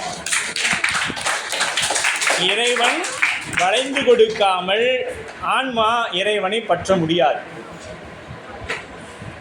இறைவன் கொஞ்சமாச்சு வந்தால் மட்டும்தான் நம்மளால் பிடிக்கவே முடியும், இல்லைன்னா பிடிக்கவே முடியாது. இப்படி நீங்கள் வச்சுக்கிட்டு இந்த விரல் இதை வந்து தொட்டுட்டீங்கன்னா நீங்கள் என்ன சொல்கிறான்னு உங்கள் வாழ்நாள் முழுக்க நான் உனக்கு அடிமையாக இருக்கேன். உங்களுக்கு அதான் நான் சொல்லிட்டேன் முதலையுமே, உங்களுக்கு கோல்மால் பண்ணிடுவீங்க, அதெல்லாம் ஒத்துக்க முடியாது. சரிங்களா? அப்படி இருக்கக்கூடியது ஆன்மா. எப்படியுமே இறைவனை பிடிக்க முடியாது. அப்போ நாம் நினச்சா என்ன பண்ண முடியாது? தமிழை கற்றுக்கொள்ள முடியாது. தமிழை கற்றுக்கணும் அப்படின்னா சிவபெருமானுடைய கருணை நமக்கு வேணும். அதற்கு உதாரணம் அடியனையே வச்சுக்கோங்க. தமிழில் அடியன் படிக்கக்குள்ள 10வது பாடத்தில் குனித்த புருவமும் கோவை செவ்வாயில் குமிழ் சிரிப்பும் பனித்த சடையும் பவளம் போல் மேனியில் பால் வெந்நீரும் இனித்த முடையெடுத்த பொற்பாதமும் காணப்பெற்றால் மனித்த பிறவியும் வேண்டுவதே இம்மாநிலத்தின். இந்த பாட்டை எங்கள் தமிழாசிரியர்கிட்ட 25 முறை எழுதி காமிச்சிட்டு தான் நான் இருந்தேன். தமிழ் அந்தளவில் தான் எனக்கு அப்போ இருந்தது. அப்புறம் எப்படிங்க இப்படியெல்லாம் பேசுகிறீங்க அப்படின்னா, எங்கள் பெருமான் கொடுத்த கருணை. நான் உண்மையை சொல்கிறேங்க, நான் பொய்க்காக இதை சொல்லலை. என் கூட படித்த மாணவர்கள் கூட கேளுங்க, அது உண்மை. 25 முறை அந்த பாடலை எழுதி கொடுத்தேன், தப்பாக எழுதிட்டேன். ஆனால் அந்த தமிழ் இன்னைக்கு என்னுள்ளால் கலந்து என்னுடனாக வாழ்ந்து கொண்டிருக்கு. அப்போ சிவபெருமான் அந்த அளவுக்கு என் மேலே கருணை வச்சிருக்கிறார். நான் அவர் மேலே ஒன்றுமே அவருக்கு செய்யலை, நன்றியோடவே இல்லை. ஆனால் அவர் எனக்கு என்ன பண்ணுறாரு? கருணையோடு என்னை பார்த்து வளர்த்தி கொண்டு இருக்கிறார். அதனால தான் அவருடைய கல்லூரியிலேயே கொண்டு வந்து நல்ல ஒரு பேராசிரியர்கள் மத்தியில் முதல்வர் ஐயா, தமிழம்மா, அது மாதிரி உண்மையால் உங்களுக்கு அமைஞ்சிருக்கக்கூடிய அத்துணை பேருமே காலையில் வந்த உடனே அந்த உபசரிப்பும் இனிமையான சொற்களும் முதல்ல அதுதாங்க வாழ்க்கையில் தேவை. நம்ம வீட்டுக்கு வந்த உடனே ஒருத்தர் எப்போ போகிற அப்படின்னோம்னா அவங்க ஏன்டா வந்தோம் அப்படின்னு ஆகும். ஒரு விருந்தினர்கள் வந்தாங்கன்னா வந்த உடனே நம்ம வீட்டுக்குள்ளே சண்டையாக இருந்தாலும் என்ன பண்ணோம்? வந்த உடனே வாங்க, தண்ணி சாப்பிடுங்க, என்ன சாப்பிட்றீங்க, உங்களுக்கு என்ன பிடிக்கும், அவங்கள விடாமல் கேட்டு பாருங்கள். அதுதான் நமக்கு பெரிய புராணம் சொல்லும். வந்தவர்களை உபசரிக்கணும். கொண்டு வந்து மனை புகுந்து குலாவுபாதம் விளக்கிய மண்டு காதலின் ஆதனத்தினை வைத்து அர்ச்சனை செய்த பின் உண்டி 4 விதத்தில் 6 சுவை திறத்தினின் ஒப்பில்லா அண்டர் நாயகர் தொண்டர் இச்சையில் அமுது செய்ய அளித்துள்ளார். இளையான்குடி மாறநாயனார் புராணத்தில் வரும். என்ன பண்ணுறாராம்? போய் வீதியில் இருக்கிறவ கூப்பிட்றாரு, வாங்க வாங்க வாங்க, கொண்டு வந்து மனை புகுந்து வீட்டுக்கு வா, உள்ளார வந்து ஆசனம், மனைனா ஆசனம், நாம் இன்றைக்கி சொல்கிறோம்ல சோபாவில் உட்காருங்க, மனை புகுந்து குலாவு பாதம் விளக்கி, அவங்களுக்கு பாத பூசை பண்ணி குலாவு பாதம் விளக்கிய மண்டு காதலித்து அவங்கள அன்பாக உபசரித்து ஆதனத்திரை வைத்து அர்ச்சனை செய்த பின் 4 விதமாக நம்ம சாப்பாடு எப்படிங்களா? தமிழ் சாப்பாடு அம்மா தூங்குறாங்களா? சிந்தனையோடு கேட்குறீங்களா? நல்ல தூக்கம் வந்தால் ஆழ்ந்த சிந்தனை தான், விட்டுங்க, அது அப்படியே இருக்கட்டும். ஆமாம், அந்த ஆழ்ந்த உறக்கத்திற்காக தான் இவ்வளோ சிரமப்படுறோம் நாம் எல்லோரும். அப்போ என்ன பண்ணுறோம் அப்படின்னு பார்த்தீங்கன்னா, அந்த 4 வகையான விதத்தில் 4 சுவையில் இருக்குது. முந்தி 4 விதம் 6 சுவை, 4 விதமாக இருக்குது. 6 சுவை யாராவது ஒரு மாணவர் சொல்லலாமே? தமிழ் மாணவர்கள் சொல்லுங்கம்மா. கசப்பு, உப்பு, கரெக்ட், அற்புதம். இதெல்லாம் சாப்பிட்டதை வச்சு சொல்லிடுவோம், அவ்வளோதான். ஏன்னா இதெல்லாம் மறக்கக்கூடாதுமா. இதெல்லாம் நம்மளுடைய இதில் அத்துணை விட்டமின்ஸும் இருக்குது உங்களுக்கு. இந்த 6 வகையான சுவையில் உடம்புக்கு தேவையான அத்தனை விட்டமின்ஸ், இது தினைக்கும் 6 சுவையும் நமக்கு கொடுக்கணுங்க உடம்புக்கு. இதெல்லாம் கொடுக்காததுனால தான் என்ன ஆயிடுச்சு? அத்தனை வியாதியும் நமக்குள்ளே வந்துடுச்சு. இந்த 4 விதமாகவும் 6, அதாவது நக்குதல், பருகுதல், தின்னுதல், உண்ணுதல், இது 4 விதமாக சாப்பிட்றது. 4 விதமாக சாப்பிட்றது, 6 சுவையில் சாப்பிடணும். இந்த ஊறுகாய், உப்பு, காரம் எல்லாம் சரியாக 6 சேர்த்துக்கு பாருங்கள். உங்களுக்கு எல்லாமே நியூட்ரலில் இருக்கும், 0ல் இருக்கும். Sugar normal, pressure normal. இன்றைக்கி ஹார்ட் அட்டாக்கு 19 வயசு 20 வயசு பசங்களுக்கு தான் வந்து போயிடுது. சரிங்களா? அதனால் நாம் என்ன பண்ணுவோம்? உணவு இதை கற்றுத்தரது நமக்கு பெரிய புராணம். இளையான்குடி மாறநாயனார் புராணம். எப்படி சாப்பிடணும், தண்ணி எப்படி பருகணும், இதெல்லாம் சொல்லித்தரும். இப்படி வாழ்வியல் அத்தனையும் சொல்லுது. இப்போ உலகெல்லாம் என்பது இறைவனுடைய சொரூப நிலையை சொல்கிறது. 20 எழுத்துக்கள். இதை குறித்து வச்சிங்க தேவைங்கிறவங்க. ஏன்னா நீங்கள் போய் உட்காந்து எண்ணிக்கலாம். உலகெல்லாம் உணர்ந்து ஓதற்கரியவன் அப்படின்னு சொல்கிறது 20 எழுத்துக்கள் அந்த வரியில் வரும். அதுக்கு அடுத்த வரி நிலவுலாவிய நீர்மணி வேணியன் 15 எழுத்துக்கள் இருக்கும். அலையில் சோதியன் அம்பலத்து ஆடுவான் அப்படிங்கிறத 18 எழுத்துக்கள் இருக்கும். மலர் சிலம்படி வாழ்த்தி வணங்குவான் என்பது 19 எழுத்து இருக்கும். ஆக மொத்தம் 72 எழுத்துக்கள். பெரிய புராணம் 72 அடியார்களை பற்றி பேசக்கூடிய புராணம். என்பதை நமக்கு முதல் எழுத்திலேயே சொல்லியிருப்பார். நாம் தெய்வ சேக்கிழார் பெருமானை பற்றிய ஒரு அறிமுகம் தேவை. ஏன்னா இந்த நூலுக்கு இந்த திரைப்படத்துக்கு கதாசிரியர் அவர் தான். பெரிய புராணம் என்கின்ற இந்த ஒரு படத்திற்கு கதாசிரியரான தெய்வ சேக்கிழார் பெருமான். இருவருக்கு தான் அந்த தெய்வம் என்கின்ற அடைமொழி கொடுக்கப்படும். ஒன்று தெய்வ புலவர் திருவள்ளுவர், இன்னொன்று தெய்வ சேக்கிழார் பெருமான். சேக்கிழார் பெருமானை சொல்லும் பொழுது எப்பொழுதும் நாம் சேக்கிழார் என்று சொல்லக்கூடாது, தெய்வ சேக்கிழார் பெருமான் என்று தான் சொல்ல வேண்டும்.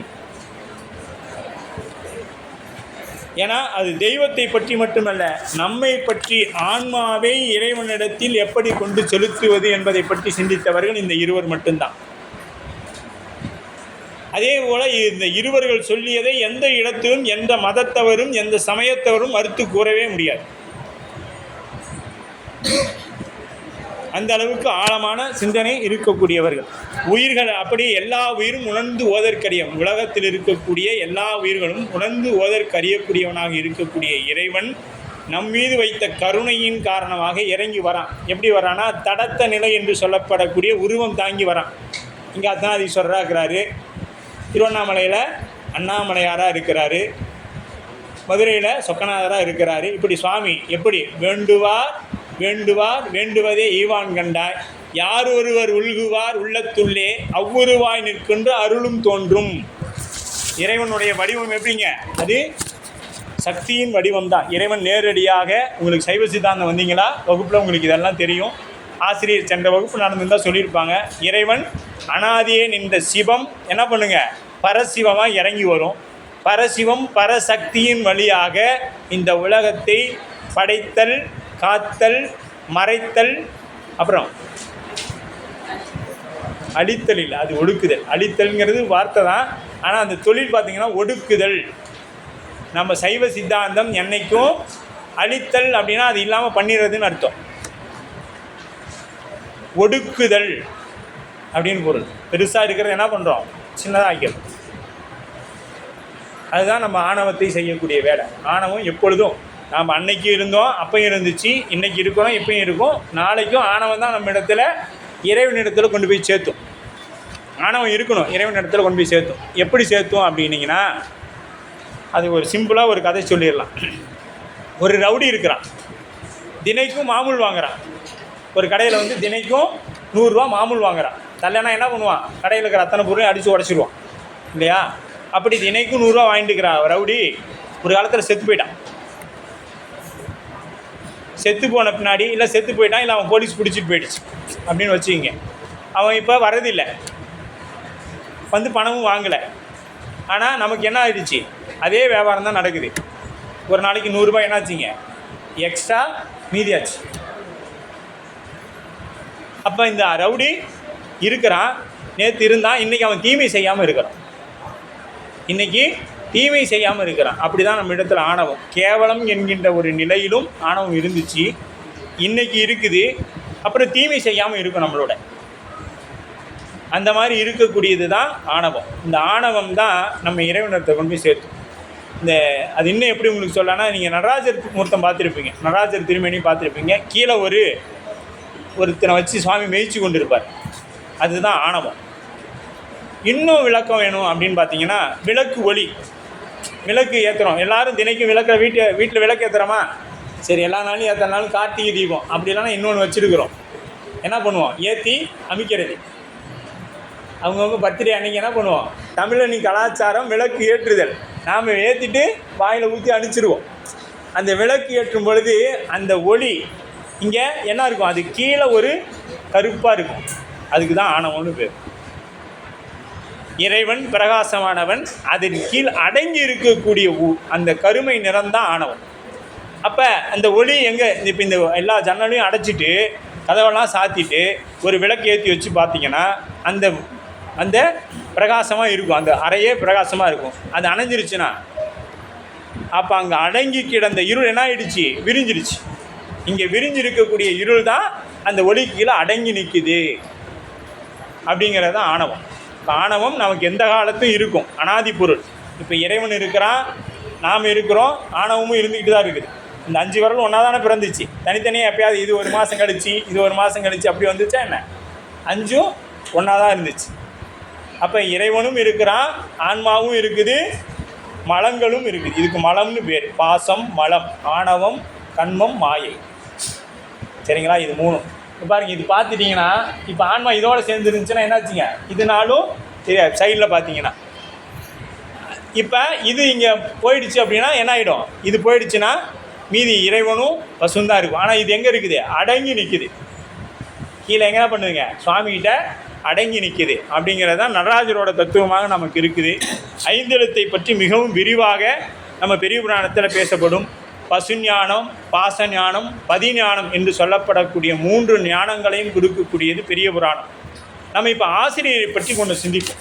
ஏன்னா பெரிய புராணங்கிறது உங்களுக்கு நிறையா படிச்சிருப்பீங்க, இருந்தாலும் அந்த ஆசிரியரை பற்றி கொஞ்சம் தெரிஞ்சுக்கிங்க. மீதி நாம் வாய்ப்பு கிடைக்கும் பொழுது நிறைவாகவோ அல்லது உங்களிடத்தில் இருக்கக்கூடிய புத்தகங்களையோ நிறைய படிக்க பாருங்கள். தென்னில் வரத்தொன்றை நன்னாடு சான்றோர் உடைத்து அப்படின்னு சொல்லப்படும். சான்றோர்கள் நிறைந்த நாடாக தொண்டை நன்னாடு போற்றப்படுகிறது. யாராவது ஒரு மாணவருக்கு வாய்ப்பு இருந்தால் சொல்லுங்கள், தொண்டை நாடு எங்கே இருக்குது? தமிழகத்தில் அப்போ 4ஆக பிரிஞ்சிருந்தாங்க. தொண்டை நாடு எந்த நாடுன்னு சொல்லுங்கள் பாப்போம்.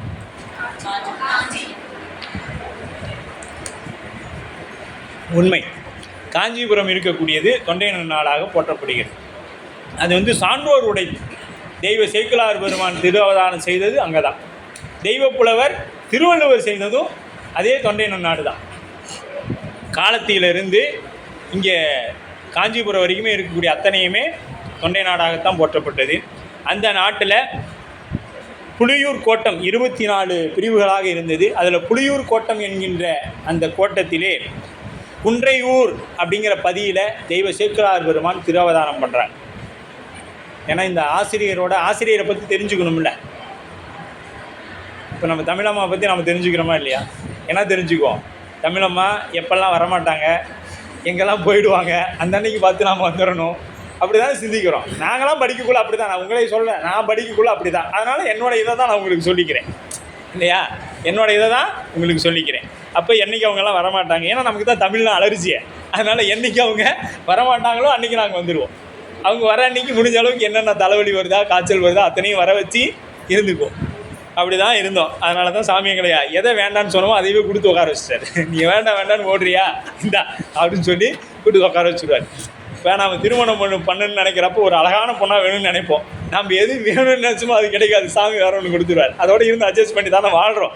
அது மாதிரி அந்த தமிழை சாமி நமக்கு கொடுத்துட்டாரு. நீ வேண்டான்னு சொன்னாலும் இதுதான் உனக்கு தலையெழுத்து இப்படி அப்படின்னு சொல்லி கொடுத்துட்டாரு. அப்படி குன்றைவள நாட்டில் தெய்வ சேக்கிழார் குடியில் பிறந்தார். சேக்கிழார் குடி என்பது விவசாயங்க.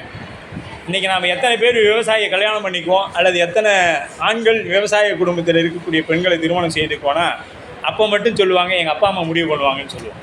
இந்த கேள்வி அவங்ககிட்ட கேட்டோம்னா அவங்க சொல்கிற வார்த்தை எங்கள் அப்பா அம்மா அதை முடிவு பண்ணுவாங்க. ஆனால் இவங்களா என்ன பண்ணுவாங்க? தேடிக்குவாங்க. அது சரியாக இருக்கும். ஆனால் இந்த வார்த்தையை கேட்டுட்டோம்னா அது அப்பா அம்மா முடிவு பண்ணுறதுங்க, என்கிட்ட இல்லை. ஏன்னா நம் நாட்டோட முதுகெலும்பு. நாம் உணவு உண்ணணும்னா என்ன பண்ணணும்? உழவு கட்டாயமாக தேவைப்படும். அதனால் உழவுக்கு நாம் முக்கியத்துவம் ரொம்பமாக கொடுத்துருப்பார். ஏறக்குறைய திருக்குறிப்பு தொண்டர் புராணத்தில் 121 பாடல் உழவு பற்றியே பேசியிருப்பார் சேக்கிழார் பெருமான். சோழ நாடு சோறு உடைத்து 2 சோறுங்கிறதுக்கு 2 உண்டு. ஒன்று சாப்பாடு, இன்னொன்று முக்தி. முக்திக்கு பேரும் சோறுன்னு தான் பேர். நாம் இன்றைக்கி சோறுன்னு சொல்ல மாட்டோம், சாப்பாடு ரைஸ் அப்படி தான் சொல்லுவோம் இல்லையா? சாப்பாடு ரைஸ் அப்படி தான் சொல்கிறோம். ஆனால் சோறு அப்படிங்கிறது உங்களுக்கு முக்திக்கு வழிவகுக்கும். முக்திக்கு பேர் சோறு. அதனால தான் சோழ நாடு சோறு உடைத்ததுன்னு சொன்னாங்க. 2மே உண்டு. அங்கே வயிற்றுக்கு உண்டான சோத்தையும் கொடுக்கும், உயிருக்கு உண்டான சோத்தையும் கொடுக்கும். உடம்புக்கு உண்டான சோறு அரிசி, சரிங்களா? அதுலேயும் சி வந்துடும், சிவம் வந்துடுவார். உயிருக்கு உண்டான சோறு முக்தி, அதையும் சிவபெருமான் கொடுப்பார். ஏன்னா சோழ நாட்டை இல்லாத ஆலயங்களே இல்லை. ஏறக்குறைய 176 ஆலயங்களுக்கு மேலே அங்கே இருக்கு. சிவாலயங்கள் பாடல் பெற்றது. திருஞான சம்பந்தர், நாவுக்கரசர், எம்பிரான் சுந்தரமூர்த்தி நாயனாரால் போற்றப்பட்ட தலங்கள் ஏறக்குறைய 176களுக்கு மேலே இருக்குது. வாய்ப்பு கிடைக்கும் பொழுது நம்ம பிளாக் தண்டர்லாம் கோடையில் போகிறத விட்டுட்டு அப்படியே இந்த மாதிரி ஒரு 2 தலங்கள் போய் பார்த்துட்டு வந்து அந்த தலங்களில் எப்படியெல்லாம் இருக்குது, அதை நம்மை சார்ந்தவங்க ஏதாவது அதுக்கு நல்லது செய்ய முடியுமா? ஏன்னா மன்னர்கள் இன்றைக்கி தஞ்சை பெரிய கோயிலை ராஜராஜ சோழன் எப்படியோ கட்டி வச்சுட்டு போயிட்டார். நாம் இப்போ அது ஒன்றும் பெருசாக செய்ய வேணாம், அதுக்கு தீங்கு ஏற்படுத்தாமல் இருந்தால் போதும். மழைக்காயதை போய் இந்த பாலித்தீன் கவரை உள்ளார கொண்டு போகாமல் இருந்தோம்னாவே போதும், அந்த இடம் நல்லாயிருக்கும். அது மாதிரி ஒவ்வொரு ஆலயத்திலையும் நம்ம வீட்டுக்கு அருகாமையில் இருக்கிறது இதெல்லாம் நாம் செய்யக்கூடிய. அப்படி சேக்கிழார் மரபில் பிறந்தார். அவருக்கு பெற்றோர்கள் இட்ட பெயர் அருண்மொழித்தேவர். ஏதாவது கேட்ட மாதிரி இருக்குதா? அருண்மொழித்தேவர் அவர் பெயர். தம்பி பேர் பாலவராயன் என்கிறது அவருடைய தம்பியார் பெயர். இவங்க ரொம்ப அந்த நெறியில் நிற்கிறத பார்த்த சோழ மன்னரில் குலோத்துங்க சோழனாக இருக்கக்கூடிய அனபாய சோழன். இது 12ஆம் நூற்றாண்டு நடந்த நிகழ்வு. இந்த வரலாறு 12ஆம் நூற்றாண்டில் நடந்தது. அனபாய சோழன் அவர்களை கொண்டு வந்து முதலமைச்சராக நியமனம் பண்ணார். உத்தம சோழ பல்லவன் என்ற பட்டம் கொடுத்து தெய்வ சேக்கிழார் பெருமானுக்கு உத்தம சோழ பல்லவன் என்ற பட்டம் கொடுத்து அவரிடத்தில் நிர்வாகத்தை ஒப்படைக்கிறாங்க. முதல் மந்திரியாக பணி செய்கிறார். இந்த முதல் மந்திரியாக பணி செய்து வந்து கொண்டிருக்கக்கூடிய தெய்வ சேக்கிழார் பெருமானுக்கு ஆன்மார்த்த மூர்த்தமாக கும்பகோணத்துக்கு அருகாமையில் இருக்கக்கூடிய திரு நாகேஸ்வரம் சாமி தான் அவருக்கு ஆன்மார்த்தம். ஆன்மார்த்தனா நமக்கு பிடித்தமானவர், நமக்கு பிடித்தமானவர், அன்னவரே எம் கணவராவார் அப்படின்னு சொல்லுவார் மாணிக்கவாசக பெருந்தகை. அந்த மாதிரி அவருக்கு பிடித்தமானவர் யாருன்னு பார்த்தீங்கன்னா, நம்ம எல்லாருக்கும் ஏன் பெருமான் இத்தனை வகையாக இருக்கிறார், இத்தனை கோயில்கள் தேவையா, ஒன்றாக இருக்கக்கூடிய பெருமானுக்கு இத்தனை ஆலயங்கள் தேவையா, இத்தனை திருமேனிகள் தேவையா அப்படின்னு பார்த்தீங்கன்னா, ஒவ்வொருத்தருக்கும் ஒவ்வொன்று பிடிக்கும். மூலம் அரிசி தான். ஒருத்தருக்கு தக்காளி சாதம் பிடிக்கும், ஒருத்தருக்கு தயிர் சாதம் தான் பிடிக்கும், ஒருத்தருக்கு சாம்பாரோட வடை பாயாசத்தோடு இருந்தால் தான் பிடிக்கும். அப்படி இறைவன் எல்லாமாவும் இருக்கக்கூடியதான் இந்த திருமணிகள்லாம். ஆனால் ஒன்று மூலம் என்ன? அரிசி தான். சிவங்கிற ஒன்று தான் இத்தனையாக விரிஞ்சிருக்குது. அதுபோல் இங்கே என்ன பண்ணுறாரு, அவருக்கு பிடித்தமானது திருநாகேஸ்வரம் திருக்கோயில். இதை என்ன பண்ணார், அவர் தான் வீடு கட்டுவதற்காக ஒரு இடம் அங்கே வச்சுருக்கிறார். எங்கே? குன்றையூரில். அந்த இடத்துல போய் இதே மாதிரி ஒரு கோயில் அங்கே கட்டிக்கிறார். அவருக்கு வீடு கட்டுறதை விட்டுட்டு என்ன பண்ணுறாருங்க, இதே மாதிரி ஒரு கோயில் கட்டுறார். நாம் இன்றைக்கி என்ன பண்ணுறோம், கோயிலோட இடத்த பூரா பிடுங்கி வீடு கட்டுறோம். அதை கோர்ட்டு ஒரு உத்தரவு போட்டு அதை எடுக்கிறதுக்கு இவங்க மனு தாக்கல் பண்ணி அதை எடுக்கிறதுக்குள்ளே அந்த நிர்வாகம் படாத சிரமப்பட்டுருச்சு. ஆனால் அன்றைக்கு தன்னுடைய சொத்தை கோயிலுக்கு கொடுத்தாங்க. அந்த அளவில் தான் அவர் வாழ்ந்து வந்தார். அந்த நேரத்தில் ஆட்சி செய்யும் பொழுது ஒரு நண்பனாக இருந்தாலும் சரி, ஒரு வீட்டில் பெரியவங்களாக இருந்தாலும் சரி, அதுக்கு ஒரு திருக்குறள் தான். இடிப்பாறை இல்லா மன்னன் இல்லா ஏமாறா மன்னன் கெடுப்பாரிலா கெடுவான். எடுத்து சொல்லணும். ஒரு நண்பன் இருந்தால் தப்பு பண்ணால் என்ன பண்ணணும், டே இது தப்பான வடிப்பா, அதில் போகக்கூடாது அப்படின்னு சொல்லணும். சொல்லி கேட்கலையா அவங்க அப்பா அம்மாட்ட சொல்லணும். அது மாதிரி தெய்வ சேக்கிழார் பெருமான் மன்னர் என்ன பண்ணுறாரு, சீவக சிந்தாமணி என்னும் சமண காப்பியத்தை பெரிதாக போற்றி படிச்சுட்டு வர்றார். சீவக சிந்தாமணி அப்படிங்கிற நூல் சமண நூல். அந்த நூலை பெரிதாக போற்றி படித்துக்கிட்டு வர்றார். அந்த நேரத்தில் முதலமைச்சராக இருக்கக்கூடியவர் என்ன பண்ணணுங்க, அதை சொல்லணும். இன்றைக்கி இருந்தோம்னா என்ன பண்ணுவோம், சொன்னால் நம்ம பதவி காலி ஆகிடும். அதனால் என்ன பண்ண மாட்டோம், சொல்ல மாட்டோம். இப்போ உங்களுக்கு முதல்வர் நல்லவராக இருக்கிறாரு, அதனால் அவரை பற்றி குற்றம் சொல்ல தேவையில்லை. இல்லை அவர்கிட்ட ஏதேனும் ஒரு சிறு பிழைகள் இருந்தால் அதை நம்ம தைரியமாக என்ன பண்ணுவோம், போய் ஐயா இந்த மாதிரி இந்த இடத்துல பிழைகள் இருக்குது அப்படின்னு சொன்னோம்னா அவர் ஏற்றுக்கொண்டு சரி செய்வாங்க. ஏன்னா நிறைய குற்றம் இருந்துச்சுன்னா நீங்கள் போய் சொல்ல தேவையில்லை, சொல்ல முடியாது. ஏன்னா அது குற்றமே வடிவமாக இருக்குதுன்னு போகலாம். இங்கே வந்து நிறைவாக தான் இருக்குது, அங்கே குற்றம் குறைவாக இருக்குது. அப்போ சொன்னால் அடுத்து அதை மாற்றம் செய்யப்படும். சரிங்களா? அப்போ இவர் போய் அவர்கிட்ட சொல்கிறாரு, இது வந்து வாழ்க்கைக்கு உதவா நூல், இது வெறும் பொழுதுபோக்குக்காக படிக்கிறது. இந்த நூல் எப்படிப்பட்ட நூலுங்க, பொழுதுபோக்குக்காக படிக்கக்கூடியது. ஒருவன் நாம் இப்போ கற்கிற கல்வி எப்போ இருக்கணும், எழுபிறப்பும் ஏமாப்புடை. ஒருவர் கற்ற கல்வி எப்போக்கு, எழுபிறப்புக்கும் வரும்னு வள்ளுவர் சொல்லியிருக்காரு இல்லை. அப்போ நாம் இப்போ டாக்டருக்கு படிச்சிடறோம், கால சூழல் இறந்துட்டேன், அடுத்த பிறவியில் நான் ஊசி எடுத்துகிட்டு வந்து டாக்டர்னு போட்டால் யாராவது ஒத்துக்குவாங்களாம்? அப்போ அப்படி அந்த கல்வி எப்படி எளிமைக்கும் ஏமாப்புடைத்ததாக ஆகும்? 7 பிறவிக்கு எப்படி எனக்கு உறுதுணையாக நிற்கும்? வராது. அப்போ ஞான கல்வியாகிய இந்த நூல் உங்களுக்கு 7 பிறப்புக்கும் எப்போனா 7 பிறப்புக்கும் துணையாக நிற்குங்கிறது தான் அந்த குறளோட பொருள். ஏன்னா அந்த குறளை எப்படி எழுதியிருக்காங்க, இப்போ சேக்கிழார் பெருமான் உரையை நாங்கள் யாரு படிப்போம்னா சிவக்கமணி ஐயான்னு ஒருத்தவங்க இருக்காங்க, கோவையில் இருந்தார். அவர் எழுதின விளக்குறை தான் படிப்போம். ஏன்னா அவர் தான் சேக்கிழார் பெருமான் எந்த எண்ணத்தில் எழுதினாரோ அந்த எண்ணோட்டத்தில் போய் விரிவுரை, நம்ம விரிவுரை கிடைக்கிறங்கிறதுக்காக எல்லா நூல்களும் நாம் வாங்கி படிச்சிட முடியாது. சிவகமணி எழுதின நூல்களை தான் படிக்கணும். ஏன்னா அவருக்கு 4286 பாடல்களும் மனனம். பெரிய புராணத்தில் இருக்கக்கூடிய 4286 பாடல்கள் அத்தனையும் எழுத்து ஒன்று இல்லாமல் மனனமாக தெரியும். 13 சருக்கம், முதல் 5 சருக்கம், இதில் குறித்து வச்சுக்கிறவங்க குறித்து வச்சுங்க. முதல் 5 சருக்கம் முதல் காண்டம் என்றும், பிறகு வரக்கூடிய சருக்கம் 2வது காண்டம் என்றும் சொல்லப்படும். சருக்கம்னா சின்னது, காண்டம்னா பெருசாக இருக்கிறது. இப்போ நம்ம கண்டம், ஆசியா கண்டம்னு சொல்கிறோம் இல்லைங்க, அது மாதிரி தமிழில் அப்படி இது சொல்லப்படும். அதுக்கடுத்து பார்த்திங்கன்னா உலகெலாம் என்று சொல்லப்படும். இந்த வார்த்தை சிவபெருமானால் சேக்கிழார் பெருமானுக்கு அடியெடுத்து கொடுத்தது. இன்னும் ஒரு 10 நிமிட நேரம் சிரமப்பட்டு உக்காருங்க, வேறு வழி இல்லை. சிக்கிக்கிட்டோம், அனுபவிச்சு தான் ஆகணும் இல்லையா? இல்லைங்க, இப்போயே அவங்களுக்கு ஏதாவது பசி வந்துருச்சு. காலையில் சில பேர் சாப்பிடாம வந்துட்டாங்க போல், அதனால் சரி. இப்போ உலகெலாம் அப்படின்னு அடியெடுத்து கொடுத்தது யாருன்னு பார்த்தீங்கன்னா, ஆமாம் ஆமாம், சிவகவிமணி ஐயா, சி.கே. சுப்பிரமணிய முதலியார். சி.கே. சுமார். ஆமாம், திருவானந்தவாதியார் எழுதியிருக்கிறாருமா. ஆனால் நல்ல உரைன்னு பார்த்தீங்கன்னா, இன்றைக்கி தமிழகத்தில் அத்துணை விரிவுரையாளர்களும் வச்சு பேசக்கூடியது ஐயாவது தான். புத்தகம் மொத்தம் 7000 ரூபா வருங்கம்மா. அது 8 நூல் வருங்கம்மா, 7000 ரூபா வரும். எப்போ இந்த வகுப்பு முடிச்சு கொஞ்ச நேரம் எல்லாம் ஜாலியாக பேசிக்கலாம், விடுங்க, ஒன்றும் தப்பு இல்லை. நாம் உலகத்தை எதுக்கு வந்துருக்கிறோம்? போகத்தை அனுபவிக்கிறதுக்கு தான் இந்த உலகத்தை வந்துருக்கிறோம் அப்படின்னு உடனே நான் இந்த பக்கம் போனோடனே தமிழை மாட்ட சொல்லக்கூடாது. ஆமாம், அவர் வந்து சொன்னார் அனுபவிக்கிறதுக்கு தான் வந்துருக்கிறேன்னு. நான் இப்போ சினிமாவுக்கு போகணும், நான் கேட்டால் நீங்கள் விட மாட்டேங்கிறீங்க அப்படின்னு சொல்லக்கூடாது தமிழை மாட்டேன், சரியா? அதெல்லாம் அந்த அனுபவத்தை இல்லை, உயிர் அனுபவிக்க வந்த இடம் இது, சரிங்களா? அனுபவிக்க வந்த இடம். அப்போ இப்போ ஒன்று சொல்லணும், இது ஆகாதுன்னா அடுத்துக்கு சொல்யூஷன் சொல்லணும்ல அவர் சேக்கிழார் பெருமான். அடுத்தது இப்போ இந்த நூல் ஆகாதுன்ட்டு, அப்போ நான் எந்த நூலை தான் படிக்கிறது? 7 பிறப்புக்கு வர்றது எந்த நூல் தான் அப்படின்னு. சுந்தரமூர்த்தி நாயனார் திருத்தொண்டர் தொகை, இது படத்தோட அந்த சிம்பிளாக இந்த ஒரு சினிமா படத்தில் ஒரு கீழே ஒரு எடுத்து போடுவாங்க, இந்த படம் எதை மையமாக வைத்து எடுக்கப்பட்டது அப்படின்னு. அது மாதிரி இந்த திருத்தொண்டர் புராணத்திற்கு திருத்தொண்டர் தொகை தான் முதல்.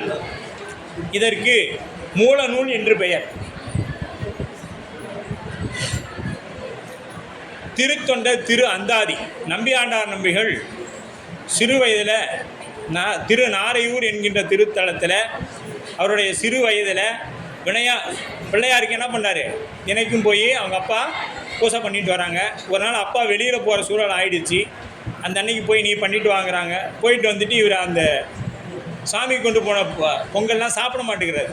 சாமி எப்பயுமே சாப்பிட்டா நாம் என்ன பண்ண மாட்டோம், தேங்காய் பழமே வாங்கி போய் சாமிக்கு தர மாட்டோம். ஏன்டா நான் சம்பாதிக்கிறத ஒரு நாளைக்கு 100 ரூபா உனக்கு வாங்கி வந்து கொடுத்துட்டு நான் எங்கே போகிறது அப்படின்னு சொல்லிட்டு சாமிக்கு எதுவுமே செய்ய மாட்டோம். ஆனால் நம்பியாண்டார் நம்பிகள், சாமி இதை நீங்கள் சாப்பிட்லன்னா என்னை வீட்டுக்கு போனால் அடிச்சிருவாங்க, நான் பூசை ஒழுங்காக பண்ணலைன்னு அப்படின்னு சொல்லி சுவாமிகிட்ட கேட்குறாரு. அதை சுவாமியும் மறைத்து அருள் செய்தார். நம்பியாண்டார் நம்பிகளுக்கு புல்லா பிள்ளையார் மறைத்து அருள் செய்தார். சாமி சாப்பிடாதீங்க, மறைக்கும். சாப்பிட்டா என்ன வந்துடும், மலச்சார்பு ஏற்பட்டுரும். சைவ சித்தாந்தத்தில் இது உங்களுக்கு ஆழமாக போனீங்களா வரும், மலச்சார்பு வந்துடும். ஆனால் அவர் இன்ப துன்பம் இல்லாதவன் இறைவன், பிறப்பு இறப்பு இல்லாதவன் இறைவன். அப்போ அவன் சாப்பிட்டா தான் உயிர் வாழ முடியும்னு ஆகிடும். அதனால் அதெல்லாம் இல்லை, மறைத்து அருள் செய்தார், மறைச்சிட்டார். இவர் வீட்டுக்கு போனார். எங்கடா எல்லாம் ஏன்னா நம்ம சாப்பிட்றதுக்கு என்னடா பண்ணுவேன், அங்கே விநாயகர் சாப்பிட்டாருங்க, பொய் சொல்லியா நீ அப்படின்னு அடிச்சுட்டாங்க. நான் வேணால் வாங்க, அவர் சாப்பிட்றாருன்னு நான் உங்களுக்கு காமிக்கிறேன் அப்படின்னு சொல்லிவிட்டு அடுத்த நாள் அதே மாதிரி செய்து கொண்டு போகிறாங்க. அங்கே சாமி மீண்டும் அதே போல் மறைத்தருள் செய்தார். அப்படிங்கிறதும் அவருக்கு அந்த பள்ளிக்கு போகாத அந்த ஞானத்தையெல்லாம் இவர் இங்கே ஞான கல்வியாக கொடுத்து திருத்தொண்ட திரு அந்தாதி என்று 4 வரியில் ஒவ்வொரு நாயன்மாருக்கும் பாடல் எழுதுகிறார். அந்தாதி என்றால் என்னன்னு தெரியுமா தமிழ் மாணவர்கள்? 100 பாடல்கள் சேர்ந்தது அந்தாதின்னு பொருளுங்க. 100 பாடல்கள் சேர்ந்தது அந்தாதி அப்படின்னு பொருள். அப்போ அந்த 100 பாடல்கள் கொண்ட ஒரு பதிவு அப்படியே எழுதுகிறாங்க. அதை எடுத்துக்கொண்ட தெய்வ சேக்கிழார் பெருமான் மன்னனிடத்தில் சொல்கிறாரு, இது பாருங்கள் நாயன்மாருடைய வரலாறு, நம்பியாண்டார் நம்பிகள் தொகுத்து கொடுத்துக்கிறாரு, நல்லா இருக்குது அப்படின்னு. அப்படியா, சரி இதை நீ விரித்து எழுது அப்படின்ட்டார். எங்கே போய் எழுதுறது? சிதம்பரத்தில் போய் எழுது. அங்கே சோழ நாட்டுக்கு அங்கே என்ன பண்ணுவாங்க, அங்கே ஒரு 5 நிமிடம், ஐயா ஒரு 5 நிமிடம் எல்லோரும் கேளுங்க, இதை நம்ம வாழ்க்கைக்கு இந்த பெரிய புராணம் எப்படி வந்ததுங்கிறது தெரிஞ்சுக்கணும். ஏன்னா என்னைக்காவது இது உங்களுக்கு உறவும். இந்த பிறவிகளானாலும் இது வாங்கி உயிர் வச்சுக்குவோம், அடுத்த பிறவிக்கு இது தேவைப்படும். அப்போ அங்கே வந்து தெய்வ சேக்கிழார் பெருமான் நடராச பெருமான் இடத்துல சுந்தரமூர்த்தி நாயனாருக்கு அடியார் எப்படி பாடுறதுன்னு தெரியல சுவாமி, அவருக்கு நீங்கள் அடி எடுத்து கொடுத்துட்டீங்க. நம்பியாண்டார் நம்பிகளுக்கு நாரை ஒரு பொல்லா பிள்ளையார் கொடுத்துட்டாரு, எனக்கு யார் இருக்கிறா, நான் என்னத்தை வச்சு பாட போகிறேன்? இப்போ என்னை மாதிரி அவர், நான் ஒன்றுமே தெரியாமல் இங்கே வந்து உட்காந்துட்டு இருக்கிறேன்ல, அந்த மாதிரி அவர் போய் சுவாமிகிட்ட நின்று கேட்குறாரு, சுவாமி நான் என்ன பண்ணுறது அப்படின்னு. அங்கே அசரீதியாக வான்வெளியிலிருந்து உலகெலாம் என்று ஒரு ஓசை கேட்குது. அந்த வார்த்தையை வைத்து கொண்டு தான் இந்த புராணத்தை அவர் எழுதுகிறார். உலகெலாம் என்ற வார்த்தையை வைத்துக்கொண்டு அதை நன்றி மறவாமை அப்படியா ஒரு மந்திரமாக இது வருது. உலகெலாம் என்று தொடங்கி உலகலாம் என்று முடியும் புராணம். நடுமையத்தில் முத்து சிவிகையின் உலகமெல்லாம் என்று திருஞான சம்பந்தர் புராணத்தில் ஒரு இடத்துல வரும். அப்போ முதல் நடு கடை என்று சொல்லப்படக்கூடிய 3 இடத்துலையும் உலகெல்லாம் சொல்லியிருப்பார். அது இல்லாமல் மொத்தம் 10 இடத்துல, மொத்தம் 13 இடங்களில் உலகெல்லாம் என்ற வார்த்தையை சேக்கிழார் பெருமான் பயன்படுத்தியிருப்பான். அந்த உலகெல்லாம் என்கின்ற வார்த்தையை வைத்துக்கொண்டு அந்த சொல்லை, தெய்வீக சொல்லை, அசரீதி ஒலியை எடுத்துக்கொண்டு தான் அவர் இந்த சேக்கிழார் இந்த பெரிய புராணத்தை விரிவாக நமக்கு கொடுக்கிறார். அப்போ எழுதும் பொழுது அவர் அந்த இடத்துலையே உட்காந்து எழுதலைங்க, மற்ற ஆசிரியர்கள் கூட அந்தந்த நாயன்மார் வாழ்ந்த ஊருக்கு போகிறாங்க. அங்கே போய் நேரில் பார்க்குறார், இங்கே எப்படி இருக்குது, நிலவளம் எப்படி இருக்குது, இயற்கை வளம் எப்படி இருக்குது. இதெல்லாம் சேக்கிழார் பெருமான் பார்க்கும் பொழுதே இருந்தது. எப்படி சோழ நாட்டில் 6 அடி உயரத்தில் நெல்லம்பயிர் வளர்ந்துருந்ததா, கரும்பு கமுகு போல் இருந்தது. கமுகுனா பாக்கு மரம் போல் இருந்ததா. அப்போ எவ்வளோ உயரம் வளர்ந்துருக்கும். அப்போ மனிதன் எவ்வளோ உயரம் இருந்திருப்பான். இப்போ நம்ம அரிசி இவ்வளோ தான் இருக்குது, நம்ம சாப்பிட்ற அரிசியெல்லாம் இவ்வளோ தான் இருக்குது, நம்மளும் இவ்வளோ தான் இருக்கும். இப்போ ராஜராஜ சோழன் எப்படி கட்டியிருப்பான்னு அதெல்லாம் சிந்தனை பண்ணணும். நம்ம இதெல்லாம் எடுத்துக்கிடணும். எடுத்துக்கிட்டு என்ன பண்ணணும், அப்போ எப்படி கட்டியிருப்பாங்க, அவ்வளோ பெரிய ஆள் இருந்திருப்பான். அரிசியே 6 அடி உயரம் வளர்ந்துக்குது, பாக்கு மரத்தளவுக்கு கரும்பு வளர்ந்துக்குன்னா அப்போ அதை கையாளுறா மனிதன் எவ்வளோ பெரிய இது இருந்திருக்கும் இல்லையா, எவ்வளோ வலிமை உடையவனாக இருந்திருக்கணும். இப்போ 12 அடி உயர கரும்புக்குன்னா தூக்கிறதுக்கு நமக்கு ஒரு கையில் தூக்கிறதுக்கு சத்து வேணும்ல. இன்றைக்கி நம்ம சும்மா 5 அடி கையிலேயே கரும்பையே தூக்க மாட்டேங்கிறோம். புத்தகத்தை நம்மளால் தூக்கிட்டு வர முடிய மாட்டேங்குது இல்லையா. அந்த அளவில் தான் நம்மளுடைய இன்றைய அளவில் இருக்குது. அப்படி அவர் வந்து எழுதி கொடுத்தது தான் இந்த பெரிய புராணம் என்னும் திருத்தொண்டர் புராணம் உலகெல்லாம். இதில் இன்னொரு முக்கியமான செய்தி என்னன்னு பார்த்தீங்கன்னா, முதல் அடி யார் எடுத்து கொடுத்தாங்க, திருத்தொண்டர் தொகையில் நம்பி தியாகேச பெருமான் எடுத்து கொடுத்தார். தில்லைவார் அந்தனர்தம் அடியார்க்கும் அடியேன். சிவபெருமான் யாருக்கு அடிமையாக இருப்பாராம், அடியார்களுக்கெல்லாம் அடிமையாக இருப்பாராம்.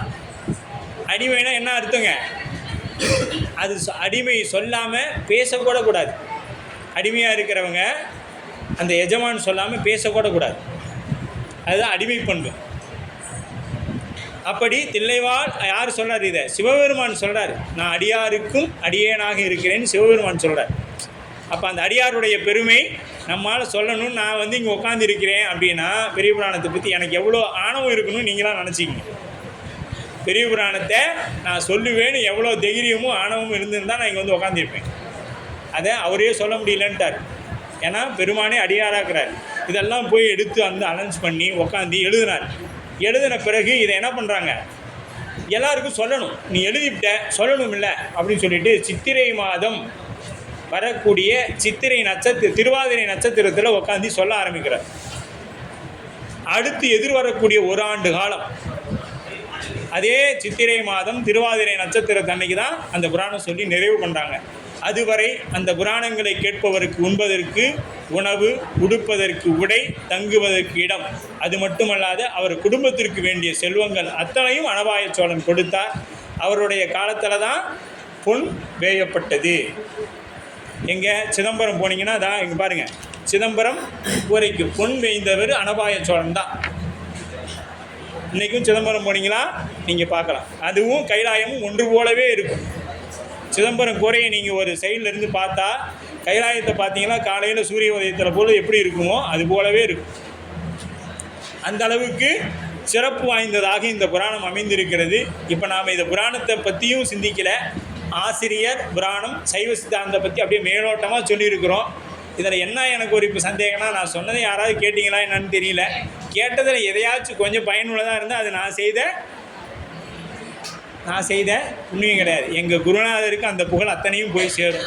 இதில் ஏதேனும் பிழைகள் இருப்பின் அது அடியேன் செய்த வினையின் காரணமாக அடியேனையே சேரும் என்று சொல்லிக்கொண்டு உங்கள் எல்லாம் இவ்வளோ நேரத்தை ஒதுக்கி இந்த தமிழுக்காகவும் அடியாருக்காகவும் புராணத்துக்காகவும் கொடுத்த உங்களுடைய திருவடிகளை மனம் மொழி மெய்களாலே முக்கரணங்களாலும் வணங்கி கொண்டு இத்துடன் அடியனுடைய இந்த சிற்றுரை நிறைவு செய்வோம். என்றும் இன்பம் பெருகும் இயல்பினால் ஒன்று காதலித்து உள்ளமும் ஓங்கிட மண்டுளார் அடியார் அவர் வான்புகழ் நின்றதெங்கும் நிலவே உலகலாம் வான்முகில் வளாது பெய்க மணிவளம் சுரக்க மன்னன் கோன்முறை அரசு செய்க குறைவிலாது உயிர்கள் வாழ்க நான்மறை அறங்கள் ஓங்குக நற்றவம் வெல்வி மல்க மேன்மைகொள் சைவ நீதி விளங்குக உலகமெல்லாம் மேன்மைகொள் சைவ நீதி விளங்குக உலகமெல்லாம் மேன்மைகொள் சைவ நீதி விளங்குக உலகமெல்லாம். திருச்சிற்றம்பலம். நன்றிங்க, எல்லாருக்கும் ரொம்ப நன்றி.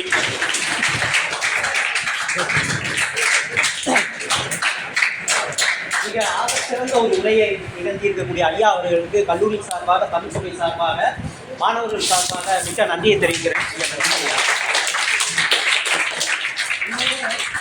நாங்கள் உங்களெல்லாம் அழைக்கும் பொழுது நீங்கள் கூப்பிட்டதான வந்தீங்களா இல்லை நீங்களாக வந்தீங்களா அப்படிங்கிறது எனக்கு தெரியலை.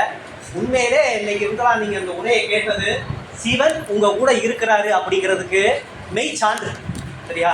ஒரு ஐயா ஒரு மணி நேரத்துக்கு மேலே உரையாற்றிருக்காரு. அவர் ஆத்மீகத்துடைய உரையில் இருந்து ஒரு 10 செய்திகளாக உங்களுடைய மனசுல இருந்து உங்கள் மூளைக்கு போயிருக்கும் அப்படிங்கிறது எங்களுடைய நம்பிக்கை. உண்மையிலே